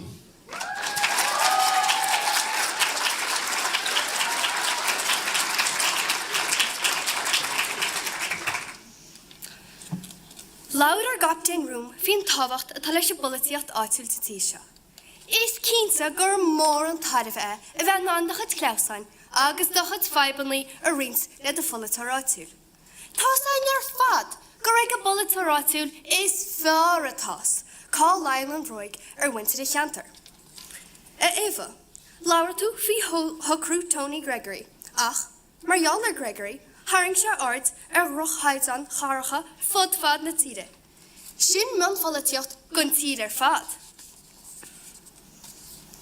The Raid Survey, mar chud go haide an Irish Times, I rá víle sa fiche dó. Leide 8-3 fan géad go winsin na tíre se, go ra siad brasásta leis a mealach ina aimíon an choras déanlais in se in Éirinn. Eva, dúirt tusa, gra an aire Michael Healy Ray a go le gobar go chéirí. A bháin, ach, ní ara a chud be. Úsad an éire anna díocht cheanhar chun bhótáil i ngach táilchan seachas reftan, agus tá bhóta éanair in aistrithe ag cholle bhótálaí. Is choras ar thorhainithe se tá gceist leis seo, ná gur féidir leis a bhótálaí I méid, nó a laid dírathirí agus is míornóg a ranú in náird a ráha. Cuidah clúdach cumsí ar fáil I míon bheitheh, ar na meán tradiisiúnta agus ar na meán hóisiilta, le líon na dáchan áitiúile agus na táchan Eorpaí. Máid leis an altáchan I mí na saona, bhreanna 2.2 milliún duine ar a táchan ar a tsealaí, agus 3.1 milliún duine ar líne. Bhreanna daoine ar lean daoine I géad chuige ceartíí na tarthaí agus iad teachtasteach be. Is evening agus táchan, agus fadan mud go géir ar agus cuairh. Is cínte gur sport féchanna, nó, mas má le tain, is sport les botín fulla e. Is cínte freisin, gwyl sé tréarcach. Leanan mas na bhótaí agus iad a goil ó chuairh go cuairh. Éivin, leabhar tusa fin lárú éirite, ach, mar jaller in meim een manvolle tiach sa tíse. Zaide leis na glasi go le seach sa realtas. Spragan ar goras dulchan cín na mansabal tíocht, nus Mary Lou, Catherine Connolly, agus Murad Farrell. Chomala híreann a tamar chud go bhionlach etnach, inter darma durab go minic I goras vótala eile. Tugan ar goras rá gan na vótalaithe. Mar sin, tuigeann siad gúil níos múna ar a hódaháin féidirób agus imrithe a rinsrób hééis an táhachan. Agus mas ar chóileirí chundé atá tafas an dal táhachan rud a Harlíns go minic ba an vótalaí bra sásta tágálaí an rob mar dúirt Thomas ar ball. Anú tá se nána bheith mí chompartach gan politar bocht agus ar chorális go dtí an 10 cuairmh. Rinne de bheith héin ar fáil leis a gcóras in líd ag 5 lí. Agus rinne Jack Lynch íireach deile in líd ag 68.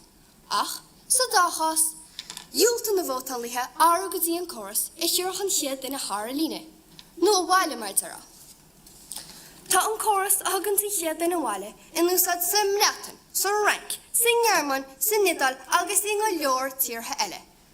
Ach, is léad ó na surveilna a dhéantar ar na bhótalaithe sin, nach bhfuil idir puc sásta leis a gcóras.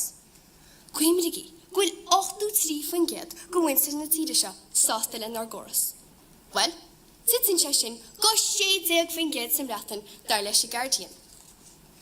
Dúirt Winston Churchill trocha híl gwyl ar gcóras amadach. Ach, in líne sin, ná rádó se gur chun an córas a bhí Jacob Hain, peisan na fíorlochtacha sna córlaí áitiúla sem ratan, agus fiú Westminster. Gleannig a hála lelíonn Ray John Major san nul táchan in lísag na chadó. Fran na tóirithe cearcha dó gifrin ged gon bhóta agus tríche 36 Sa táchan cena, fran na liberálaí 8 fin ged gon bhóta. Ach ní bhar siad ní bhfuil idir ach scór siochan. Níl sé sin cór ná an diach agus ní hálach a léide go éagad te. Ná dina go darmad gúil an córas cean cena sa táchan áitiúla. A chóirte. Men fyllisíocht ag leit an déan leis, ní leita. Leidrian, gur magad.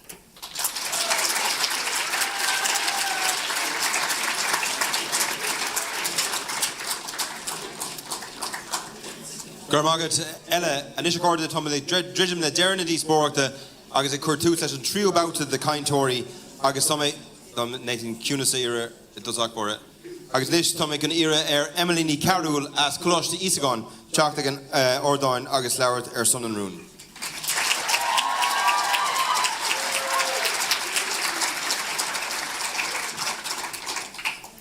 Cuairde gwell, Emlys an dom agus do Muireann agus mé hain go hilla is go homlón I bhábhar rún na híthe Cnoc. Ein tíimiid go dé náthas na tíre seo lote ag an mion fola tíocht áitiúil. A Cnoc le ra mé libh faoin na himachtaí a thuirla sa dó dé céadín sicáte. Beléir an méid a hit amach bhfuil an dé nátha lite ag an mion fola tíocht in Éirinn nuair ghlach an grúpa navsbóig réigiúnta sealamh omláin an dó. Tá Michael Lowry I grí leor an grúpa seo in ainneoin a ról I ngá vinse fisúgáin agus a thiontú I gúisimh Cnoc.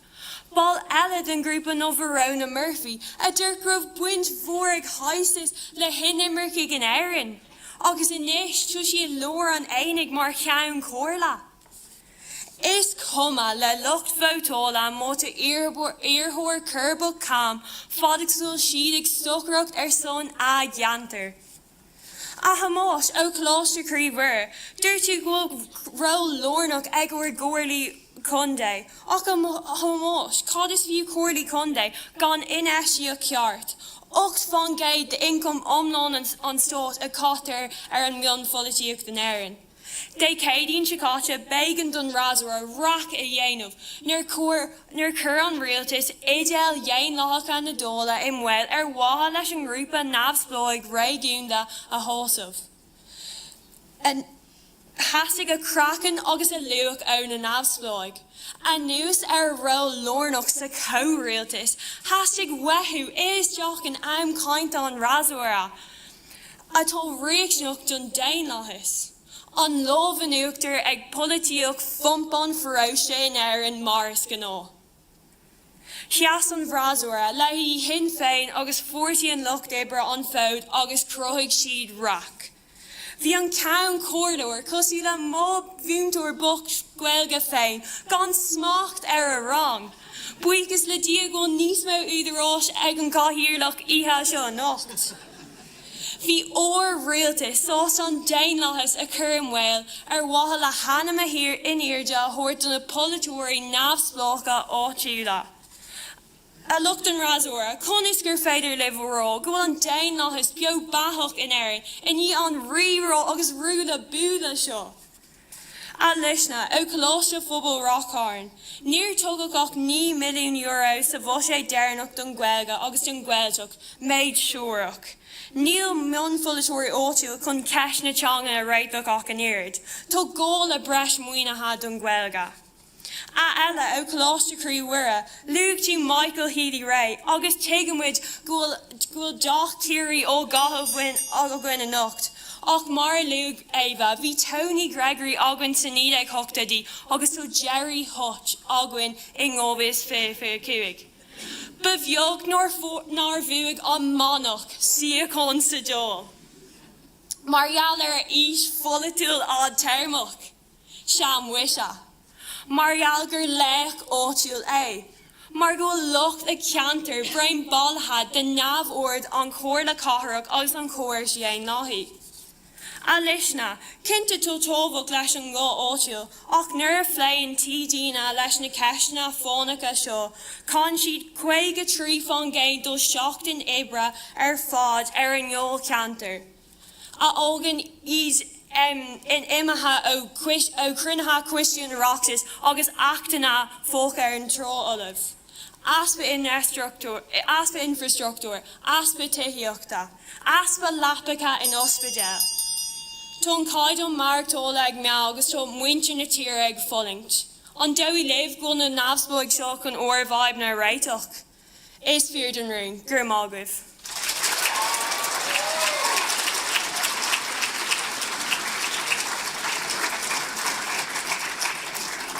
Gur mágad Emily an isbáilm ar Annaní Gúda as Coláiste Pobal Rockharn, teach an Órdán agus leabhart i gcuineann rún.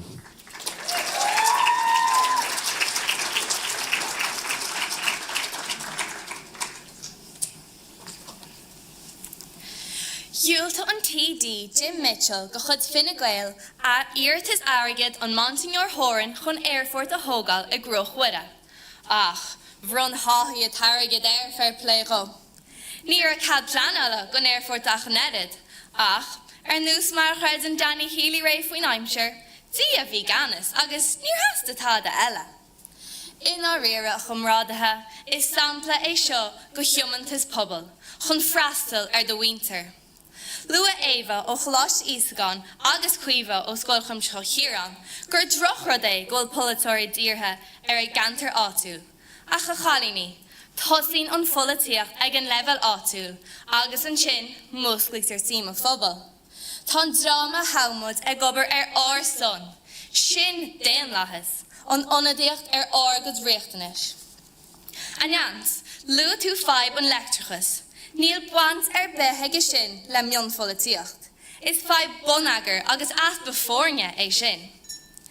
Níos na tuiche eilechta seoáin a bhfuil an déanlachas a bhaim, ach ar fud na sochaí. Costí tofa CLG agus costí sosialta mar hampla. Bín stocracht agus mion folitiacht na cásan na seolog.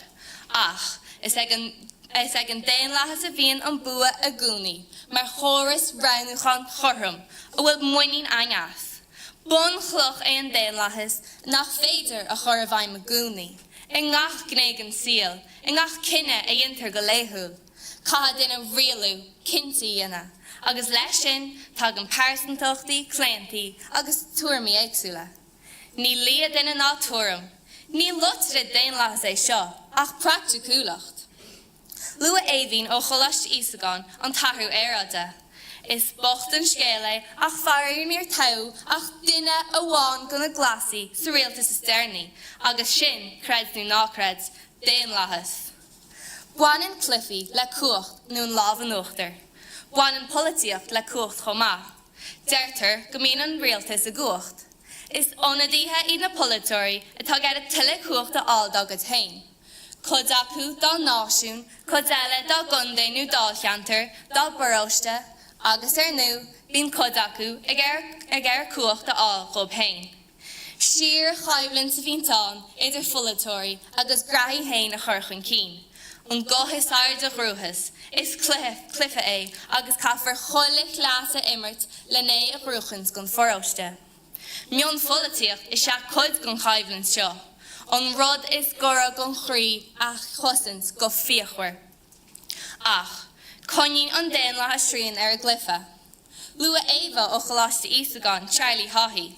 Ach sin mí ompar duine éanair, bíon íormhartaí a bhaint lena lehead. Sin déan lehas an réitor, nó an banisteoir, a tharnaíonn daoine an glyfa, nó a churann isteach ar éistead.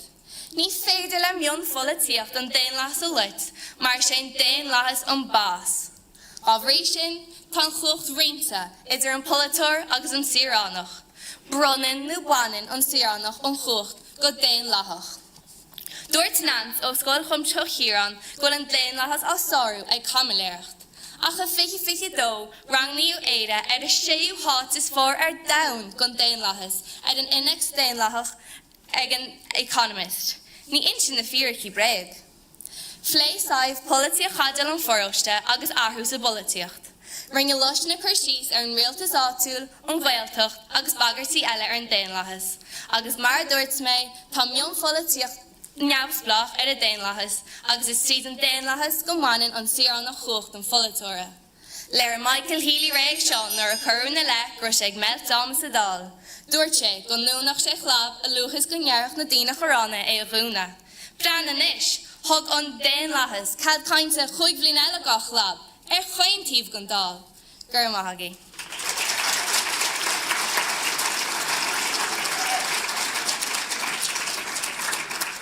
Gur míle mágat Anna agus níos buailm ire ar an trío chaintóir a scoil cuimseo Ciarán sinna imirnig donnacha teachta an stáite agus leabhart ar son an rún.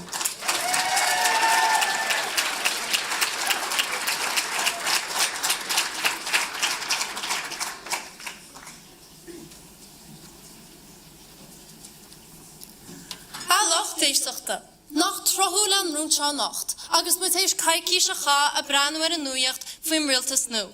Níl is am fúb se chuirde ach níor bhac mise le Ros na rún le seachtain, nach rá bhád níos nó drámaíochta le feiceáil le an nuíocht, idir Michael Healy Ray agus Michael Lowry. Dead a tír ar a rialtas Ivan Yates gur ben rólas tábhachtaí atá ag politúir a bit, na cíntú go dáfar a ríistead sa géad táchan eile. Célín se seo gonneantar neamhhart go cheistnaí náisiúnta chun scéalta áitiúla a churchan cín. Níor cheart gur mar sinna bhach se ach is mar sinna tá. Dar leis an Irish Times caihan teachtaí dála os cín seas go fan géad aga dáma a plé le feibanna fánacha ina dá-cheantar, seachas rudí náisiúnta. Ní hod an bailach gur cheart gon chóras Saibrew. Tá chóras rialta seo tú lein, mar a bhína cuimhe chun go méid deis ag teachtaí dála an dála úsáid, chun feibanna náisiúnta ar nús a chóras leis, mar dúirt nant nó níor chéim tiicheachta a phlé. Níor cheart gomach éon spás sa dál go aibanna áitiúla.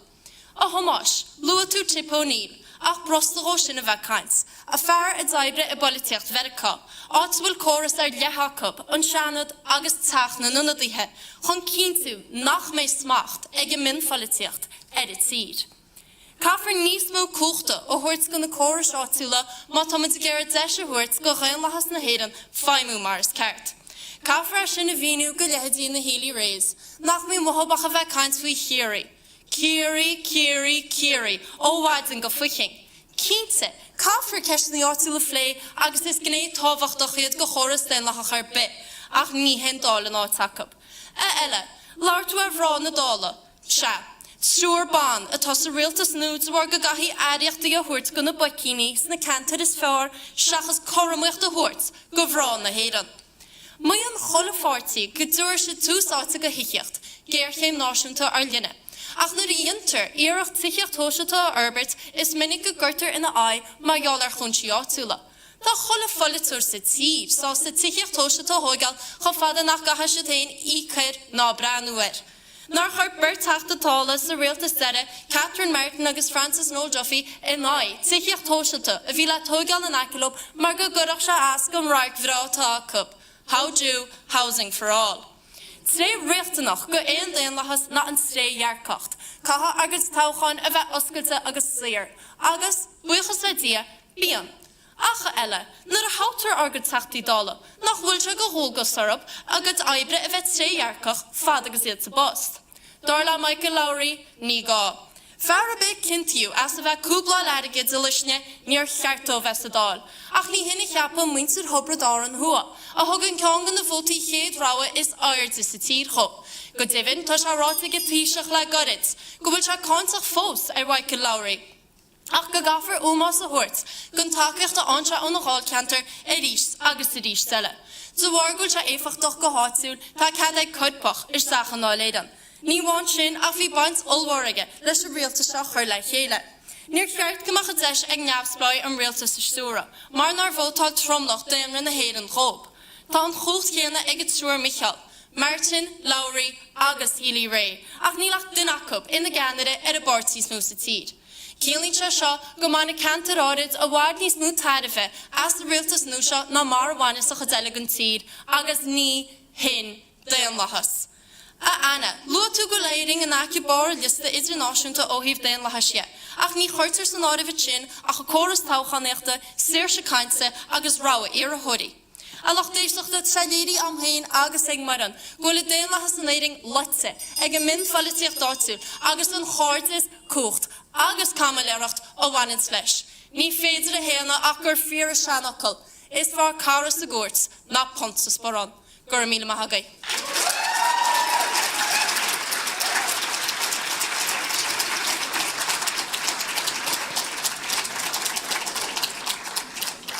Gur maithagad Éimear agus níos Éireann an trío caintóir as Coláiste Chroí Mhuire cuilte canny teachta an státe agus leabhart i gcuine an rúm.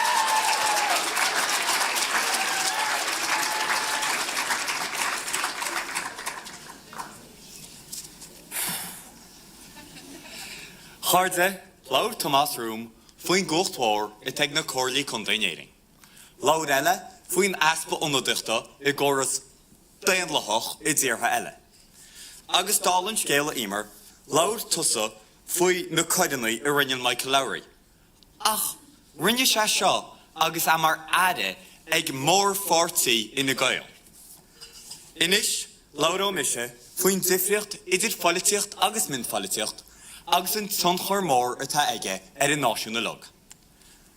Ach dasach bade, mún, seachas mór. Cé hocrann gúil gnéháin gon fallitiacht, beg agus gantáhacht, agus gné eile mór agus rítháhachtach. A chuirde is ceist dearcha í. Cuoinech le aondaine fadar teid fadó, agus a tríal míú go dúgal ar an bé. Beg? No adway. Is mar a chéile leis a boltíocht. Is minic is scepter gúil rud beg nó min marall go tehád agéin. Is mlach lia i tá Chroí lár na cuachtanéiring. Is an atá forhhar na ran na réaltais, tiche neireachtais agus na meán náisiúnta ar fad begnach. An drám atá stúrú an daonlais inéiring. Agus sé nádar a duine go gapanmud go béon rud atá garchain hain atá táhachtach. Mar sin, politiocht chóstan éithir, mór politiocht chóstan iarthaid, nó ná ire éon rud tí mó gon chuige sin min politiocht. Agus anú nachhuiid se feici le seachtainine. Bhí condaithe láirtíre agus ar chóstan iarthaid, facuí gan cuacht, gan solas, gan tas, gan isce, agus gan Wi-Fi ar fe chuig lá. Chuirte hína go Gaillimhe. Ach, chamithe géisteach leis na meán mór an béirla. Cé gur lá siad fúb. Níor rá i dón ráte. Chamithe lean ar i tarlaí ar chóstan éithir ní chluiseach muid i dhéire go ceann bliana. Bheith an dáil sit san teachtain seo, agus ní bhain sin bheití i cuairtú bíntí fisrí faoi. In ans, Laur tusa faoin staidim céanna, agus chuirtún locht an min foliteocht. Ach, bíocha sad, gur éile morad fearil a réaltas na mór foliteorí, breanú infrastructúr letrach chunamara rud nach nearna siad míochan. Emily, laud tusa faoin reachta dal. Ach, bhín réaltas na mór foliteorí sin, tuairt tacuocht gona bé bradacha, agus siad na min foliteorí a chuid ina ai. Imer agus a éhín. Laud sibse, faoin gúil foliteorí áitiúla, díú an náil cheantar hain I náit a tír fad. Ach, is minic imíon buntáiste náisiúnta le baint as rud I dúrin na meán mhóra, politeocht an frósteir.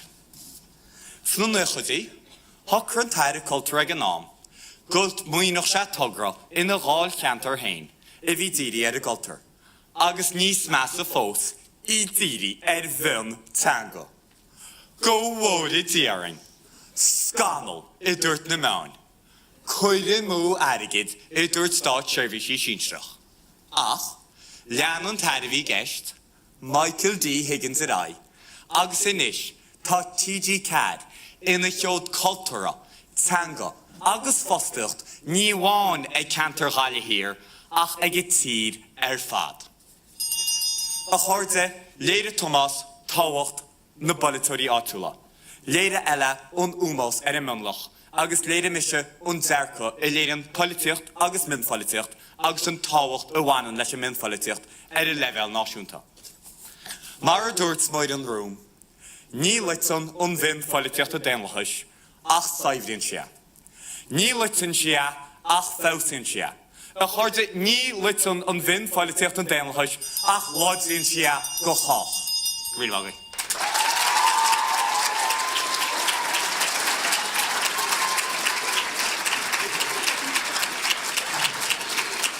Gur míle maithagad cuilte agus a cóirde tugann sé sin muid go dtí deireadh na díospóireachta inis agus ag an trá seo tá ag an ar na multóirí an siomra á gáil agus machta bhíanamh an cide atá le duine acu agus cé aige a bhés an bua agu teagaí tróna. Ag an trá seo do bhéitimis iarmh just éisiú mar bheith nómín ó gáile buair lumsa mo bhuiachas a gabháil le na múntóirí atá rééis obair le na fórne an seo aniu agus sin iad Róisíní Harcán agus Cecil ní Ceanna, Róisíní Gúthláine agus Orla ní Ceala, Mórla ní I.n.Dé agus Tríana ní Mhuire. So mo bhuiachas Niv sé fádas an olbhacáin a dentaí le fórne seo agus freisin bála an bhuiachas a léirú díobse lecht takeíochta agus an tiismóirí fad atá rééis teacht ó gacinn cúnaí den tír le bheith linn tróna a nocht is mór agin agus is mór agin gúil an seo linn tróna. So tá chun sibh thuirtarás go tomáisinis is dói le leanú dornaí a fanna hí. Ok, cháirde, tá na multóirí mithe an sin chun cinna dachar thug de socha bhí ard Chadhain Díospóireachta an sin leis na fórne fad. Anis, bháil an fáilt a chur ribh an chaithíorlaigh tachtan sáil le labhart libh feadh cúpla nómad. Tá mé fíormhuíocht dó as ach tacht, tá sé tréis cúpla seachtainna gnóthacha a bheith aige. Iver a héin, a móthir héin, agus a labhart lena dáil cheantar héin, a thug síocháin sa dáil dó le déanaí, agus le trí seachna nuas an is caithíosnú trí seachna is tócha bhfuil annach chuid fálamthe ige beidir agus raint eile fálamthe ige le rá uair clíg a nuas an sá in deanta. Tá mé fíormhuíoch chomada Seán Chealaigh a dhéon teagháil le Shane le bheithan sá in Jobh agus bhuaigh Shane an Comórtas Díospóireachta a bhí ann ag an am is Comórtas Díospóireachta a bháin a bhí ann in anna ceann dus na scoil na Gaelcholáiste agus na Gaelcholáiste agus na scoil na Béire. So is Comórtas a bháin a bhí ann ag an am agus bhuaigh Shane é sin roint blianta ó hin. Dúirt sé le Seán ó réigint go raibh sé géirí a bheith ina cheachta dála agus tá sprioc sin buinte amach aige le roint seachtaí anuas. So búlabás mór in isise cháirde do Shane ó Muineachán agus le róir sé ling a feadh cúpla nómad. According to Gael, Thomas, a flahulak nor der she gavui me Comórtas right blinto hin is the blinto is the do of we me an K lat me hail so she have a flahulak go right blinto hin a viaun agus ton cartage dirt mele Sean Thra Grouche mar ulvin agam vehem a jakta dole ak tá fish mar ulvin agam vehem mar carhirlak an okoid agus on spruk shin bant to mak agam vi mar kaintor mar voltor agus an is onor mordom mar carhirlak an okod Spidéal agus bríomhar seo aniu. An gédal si is bhálam ará gur cúis áis agus go spragan sé mé. Leis an Chadhain cainte agus díospóireachta atá feice agin idir an dá díospóireacht tróna idir an dram sóisiar agus an dram sínsir a labhair seo na cúpla nóid a hin agus mé antógaí leis na Hargontaí le na tuairimí atá nochta faoi Polatóireach go háirithe tá mé duna machtan bheit mar gar an bheithe faoi láthair ach é sin ráite is léir domsa go bhfuil na scileanna a forbríonn an Comórtas seo i meascan éis óg gúil si comhládar céine agus a bhí siad i 2002 sin in na scileanna taide, na scileanna cainte, na scileanna cóir láthair, na scileanna smuoinemh, na scileanna freagartha agus na scileanna í siú the corda a hasí liv a machcan seo pe gar an bheithe around Díonjibh nó pe gníomh a bhíonn idir lámh agah a machcan seo sa saoil mór. Éisian ráte is téimi spéisiúla atá tar éis bheith pléite ag an dá díospóireacht nóna sa díospóireacht sóisireach bhí ancaint ann idir an aspa pleanáile nó an dóhan pleanáil siúil in Éirinn bhfuil an nándúin mar tír agus an nándúin mar hoci. Agus a díospóireacht seo bhí plé ar na géir ann ról na mionfiolataíochta agus an implacht a bhíonn ag a siúd an déanlachas sa tír seo. Agus ag macta bhar an dárod sin, tá sé anna dachar gan nasci anamh idir an dá play agus an dá díospóireacht sin, mar tá sí nasci lena chéile agus tá mé Harbh báil do daoine a bhfuil híos leis rééis na himplachtaí de storm Éirinn ag leabhar faoi cuasaí pleanála an seo agus tá mé ggéire é sin a rá a machcan seo daoine atá tar éis a bheith gan electricus nó solas nó Wi-Fi fiú tar éis cúpla lá tá sé dachar ó siúd, tá mé ggéire é sin a rá i dosach boras so le leabharíam faoi cuasaí pleanála. Agus an rud a dhearthainn faoi ná feimid annachcuid rudí gart sa tír seo ó híomh cuasaí pleanála ach tá rudí ann a bhfuil ar níos fearr dhéanamh ó híomh cuasaí dachas. Tá an déanra is irde ó thaobh leibhéil dachas agin sa tír seo i ggótheics an éanta seorpaigh ina umláine. Tá airíonn scileanna digitacha agus scileanna ríomhreachta agus scileanna litarthachta agus ibhreaachta a churcan cín i measc an phobal. Ach tá níos móla déanamh agin ó híomh cuasaí infrastructúr freisin. É sin rátead muid brathnú amach éire a róí ó chuithúh cuasaí éróide sa blianta amach ráin is léirúin go gan me pleanáil breise dhéanamh ar chuna sa daileálamúd na le himplachtaí a hití amach as an ahrú éróide sin.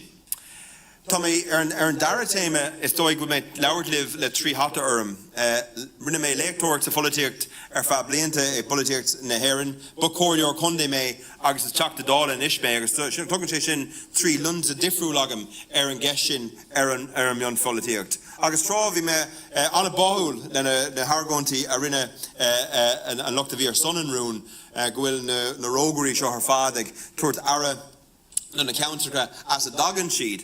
Ach der éire chéile rééis na blianta a cahabh ag dul ó doris go doris ag iarra daoine leabhartlumm faoin na rudaí a chuirn teach ar siúd. Is léirdom go maith gur bí an politic is táchtaí de golóir daoine ná an politic áitiúil. Agus an róla atá ag an politóir ná ní dír ó bháinar mionfiolachtaíocht sin ach chunas nascíanamh idir na rudaí politiúla sin a chuirn isteach ar de phobal áitiúil agus í siúd a nascú leis an stratéis náisiúnta. Agus tá ról speisialta is dói ag an politóirí an méid sin dhéanamh. Agus beidir go daríonn sé do daoine go bhfuil si ag díreú isteach ar a lehéadí de Tony Gregory nó Michael Healy Ray. Agus rud a dhearthainn faoi sin ná rocket tú timppla agus siúlaach tú timppla lár carhhailach lé roiint átaní is léché Tony Gregory mar dhíra sé ord an rialtas ar card nachrá ag obair ó híomh stratéiseach agus ó híomh policy in áisiúnta dó dail counter féin agus anna bheas ag anna daoine ar do bhór a rinne sé an sin. Ach déantar an cána céine ar lehéadí de Michael Healy Ray a dhéanaan rud cána céine th ceann a dá counter féin. Now nimis se tógáiltaobh ceachta acu ach tá sé spéisiúil an linse lena trína cuirtar na pléite agus na díospóirtaí sin agus na himplachtaí a bhain leis. Counter rudí has amach domsa agus méid déanamh studiar folíteach de tíre eile timppla an down ná go bhfuil an rud seo ann i tíre eile. sa Garmon, mar hapla, tautar dini dal counter ka áitiúla, ach an differ without ná go bhfuil chorus rialtas áitiúil har bheith differ acu siúd. So stát aontathe, bíon taucán acu dá tuchtánadóirí gach gáh bhliain, agus bíon na polytóir sin har bheith díirithe cuasaí áitiúla. I Parliament Canada, tógann siad seachtain gach mí le dul arás go dtí a dal countercí le play aanamh len a cuid pobl áitiúla. So stoi an rôl agus an brúga cór an choras politiú ná, conas an nhéanann sin an rôl sin idir nascaid ar bhuiletóir le go háitiúil agus a bhuiile tite amach an náisiúnta, ítiúil an nascaid le chéile, le go méid tuiscint ag daoine ag an choras náisiúnta ar na himplachtaí a hitin amach as an Chroí bhaim agus anna cuid rátas a cé díospóireacht faoin aspa faoin barna idir an úlmhín atá acu rudí a bhaint amach agus an Chroí bhaim na míonta sin a Chroí bhaim. Agus is dói a ríist sinné ról atá ag an pólatóir. So sinné machtamh atá déintach am níime an tráchtaí anmh ar in rud na cuasaí ratha a luúla in díospóirte mar beidir go cuafras pusmé má déanam le héad. Ach le rá go grohíonn sé muín anam leis an méid sin machtamh agus a méid sin swinmh agus a méid sin fineise atá bailithe ag ar gaintóirí inniu. Agus in aimsir ina bhfuil anna cuid trácht ar na huntathe agus na bagartaí atá ag teacht ar an déanlathas. Beidir go bé na faoinsí ólas a hagan ón na man sosiálta nach bhfuil bunathe aonaise, beidir go bhfuil sé ar forta nó grúpaí a bhfuil gire an déanlathas a lite. Croíonn sé muín anam go bhfuil scillanna á urbertagin inar éasóg go méid siad an déanlaithe sin a cosint. Agus go méid an saoirse cainte seo go fórla ann agus go méid sé bunathe ar aonaise, bunathe ar taid agus bunathe ar machtamh mar sin é an bailach airóí leis an choras déanlathe cuineál leis. So impíam ar na caintóirí ar gachtainna a léig. Spéis a léirú sa choras déanlathe ran fartíocht mar tá léirethe agah aniu a léir a dhéanamh sa choras déanlathe clí leis agus beidir meic mit sibse I duna carthaíocht nó moltóireacht ar craobh na hÉireann amach an seo. So ámór gur míle maith agah atá an cuire a bheith libh tróna agus go déisiú sa bhaile slán.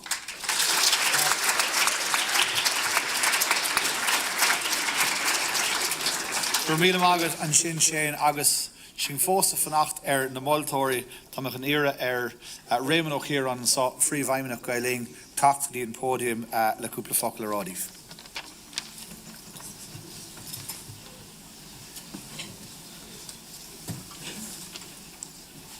Gur maigad a hamas.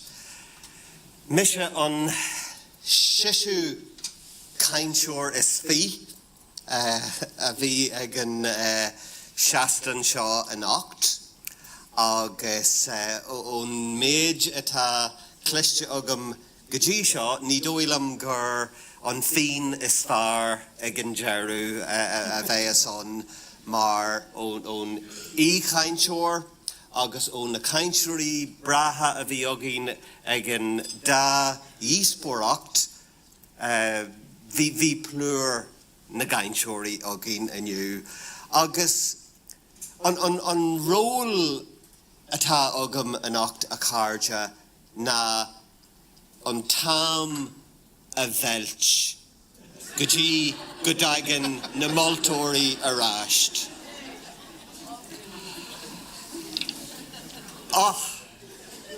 Caime couple of focail buíochas a ggóil fásta a chairde. An tost an bra seo a chur farú na fáilte roin agus a nuas ar sin bhí Foireann bhra heicniúil ag obair linn ag críú díospóireachtaí I Chain am líana. Paul agus Terry atá ag créalú bio ar son agus Joe Bean atá ag deanú cinse go glynní gach duine sa hála seo a bhfuil le rá ag na cainseoirí go léir agus go glynní ahan duine ar na main hóisialta muid fásta. Bhhailm mar atá luaite hana féin ag cainseoirí Róm na teolaí, na scolanna, lucht fécanna, a chaithí atmosfér den chéad scaid an ócaid, tóraigí búla bás díomh héan a chairde.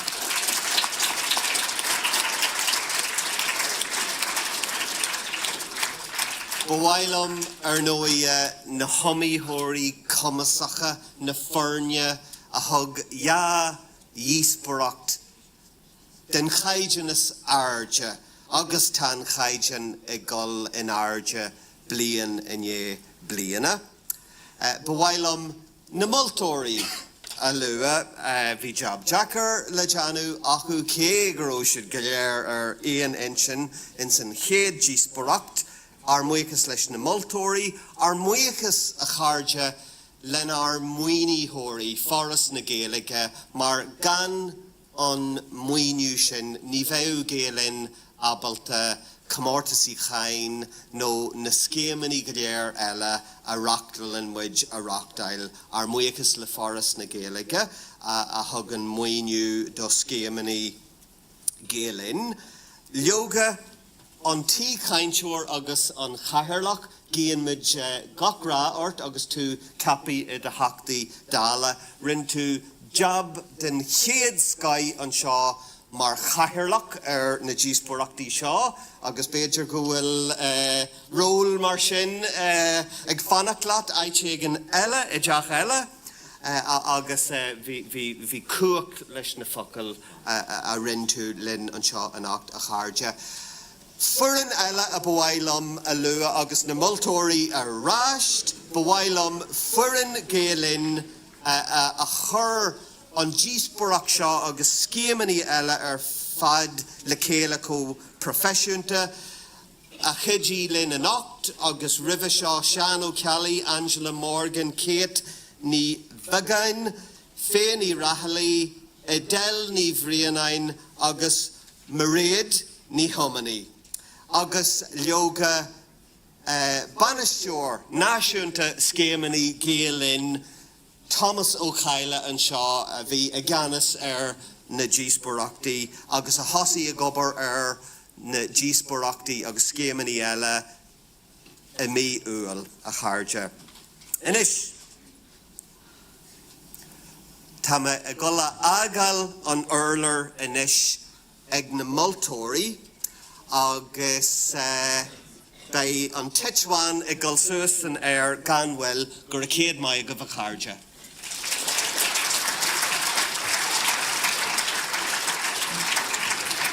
Gur míle agat a réimeann agus chun na multóirí arás agus tá méid an ire ar aine teachta an ordáin agus cinenne na multóirí a thuirtúin.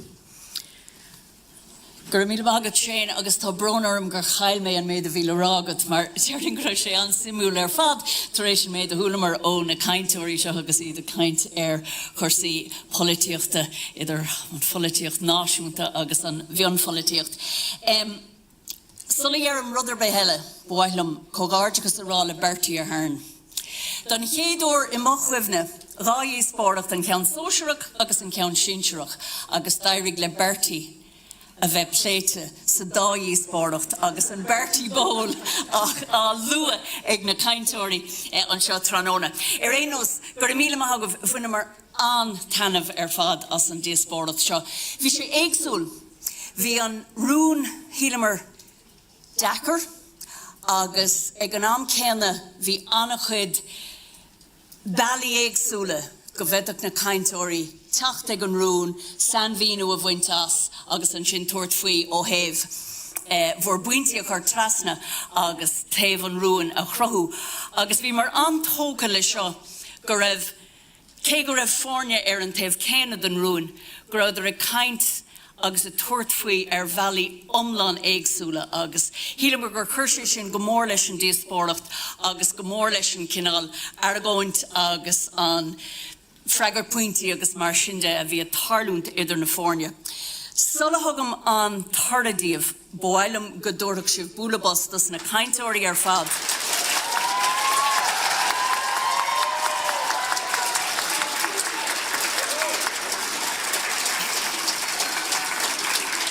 Níl sé éasca os cór slua olmhór an seo sa hala agus a dul amach beo ar an air ar YouTube gailinn tróna chumá agus chumá le buchas a gáil leis na cainteoirí agus this gom gwil se ráte ag Shane agus ag Raymond Hanna féin. Das na múntóirí a churann an irid sin aibre isteach ag olahú na fórne das na Comórtas seo agus iad na fórne seo ach go háirithe tá tagtha cho fada le CRAOBH na hÉireann. So beidir go dúra míad bulabas das na múntóirí.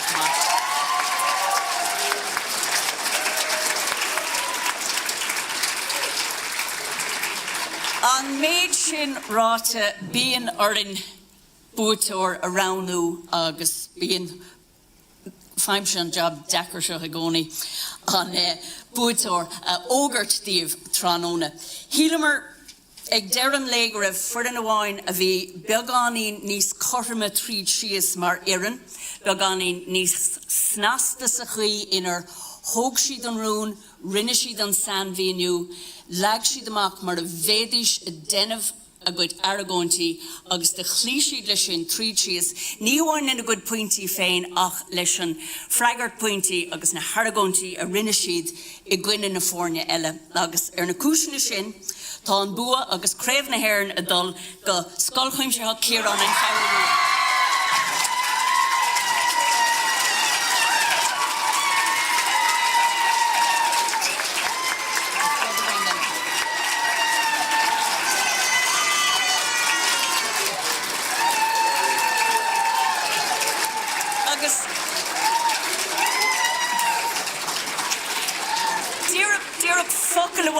Sola Creeknim agus de Louis Tom McCapager Nance Louis Gay Shaw agus Ian Kind. She han Dara Orgwil CRAOBH na hÉireann a tapadi an Carrua an Chapton Shaw. Comórtas slow.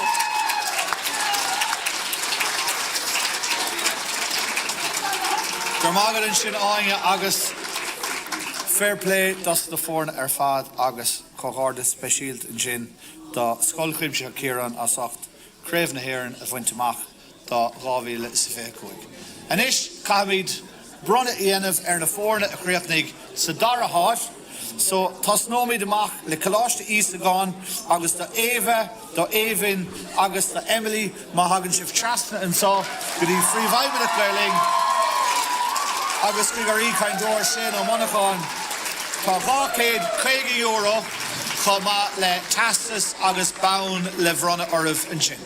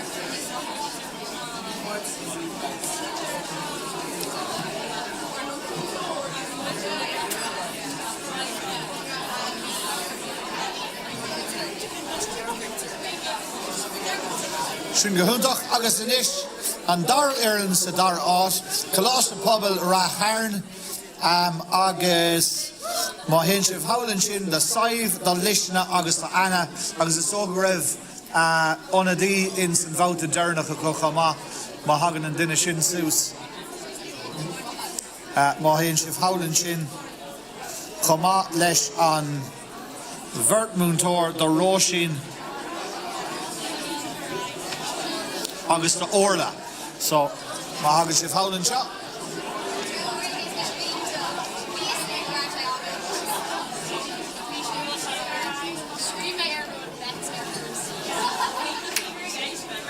Adele, so the Cahill from the old machine, better than our Cnoc and Sus. Just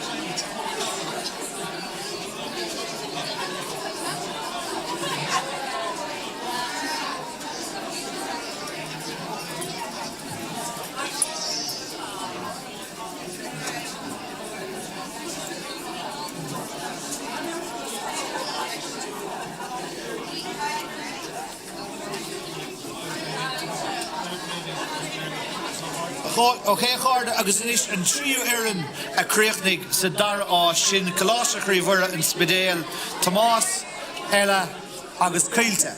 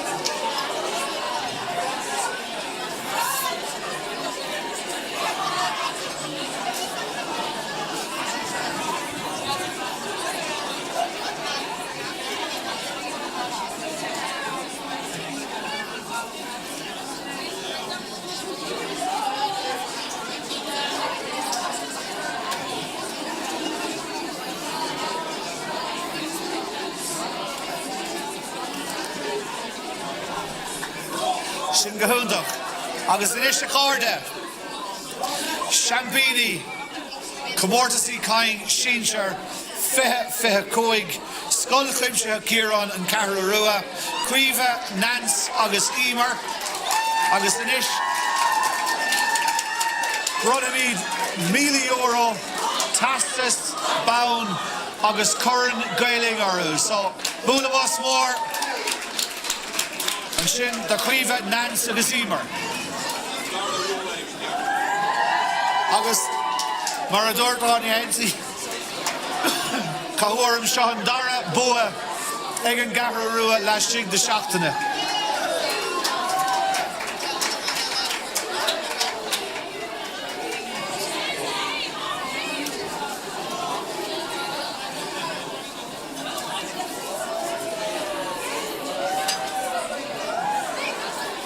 All right, Adele.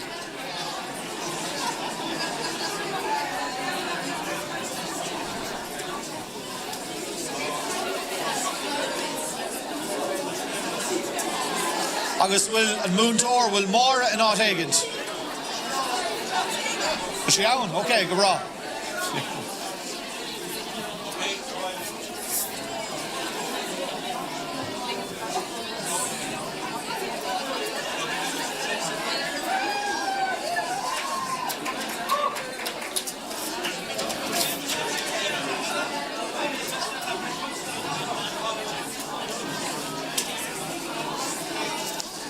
Cé chuirde gur mágah as ach teachtain sa an ocht.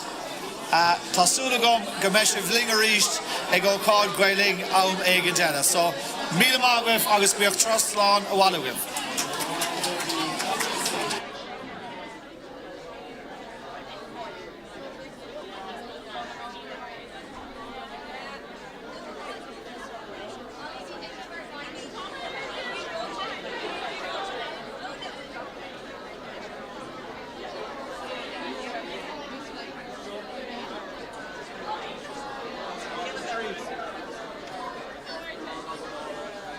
That's for babies.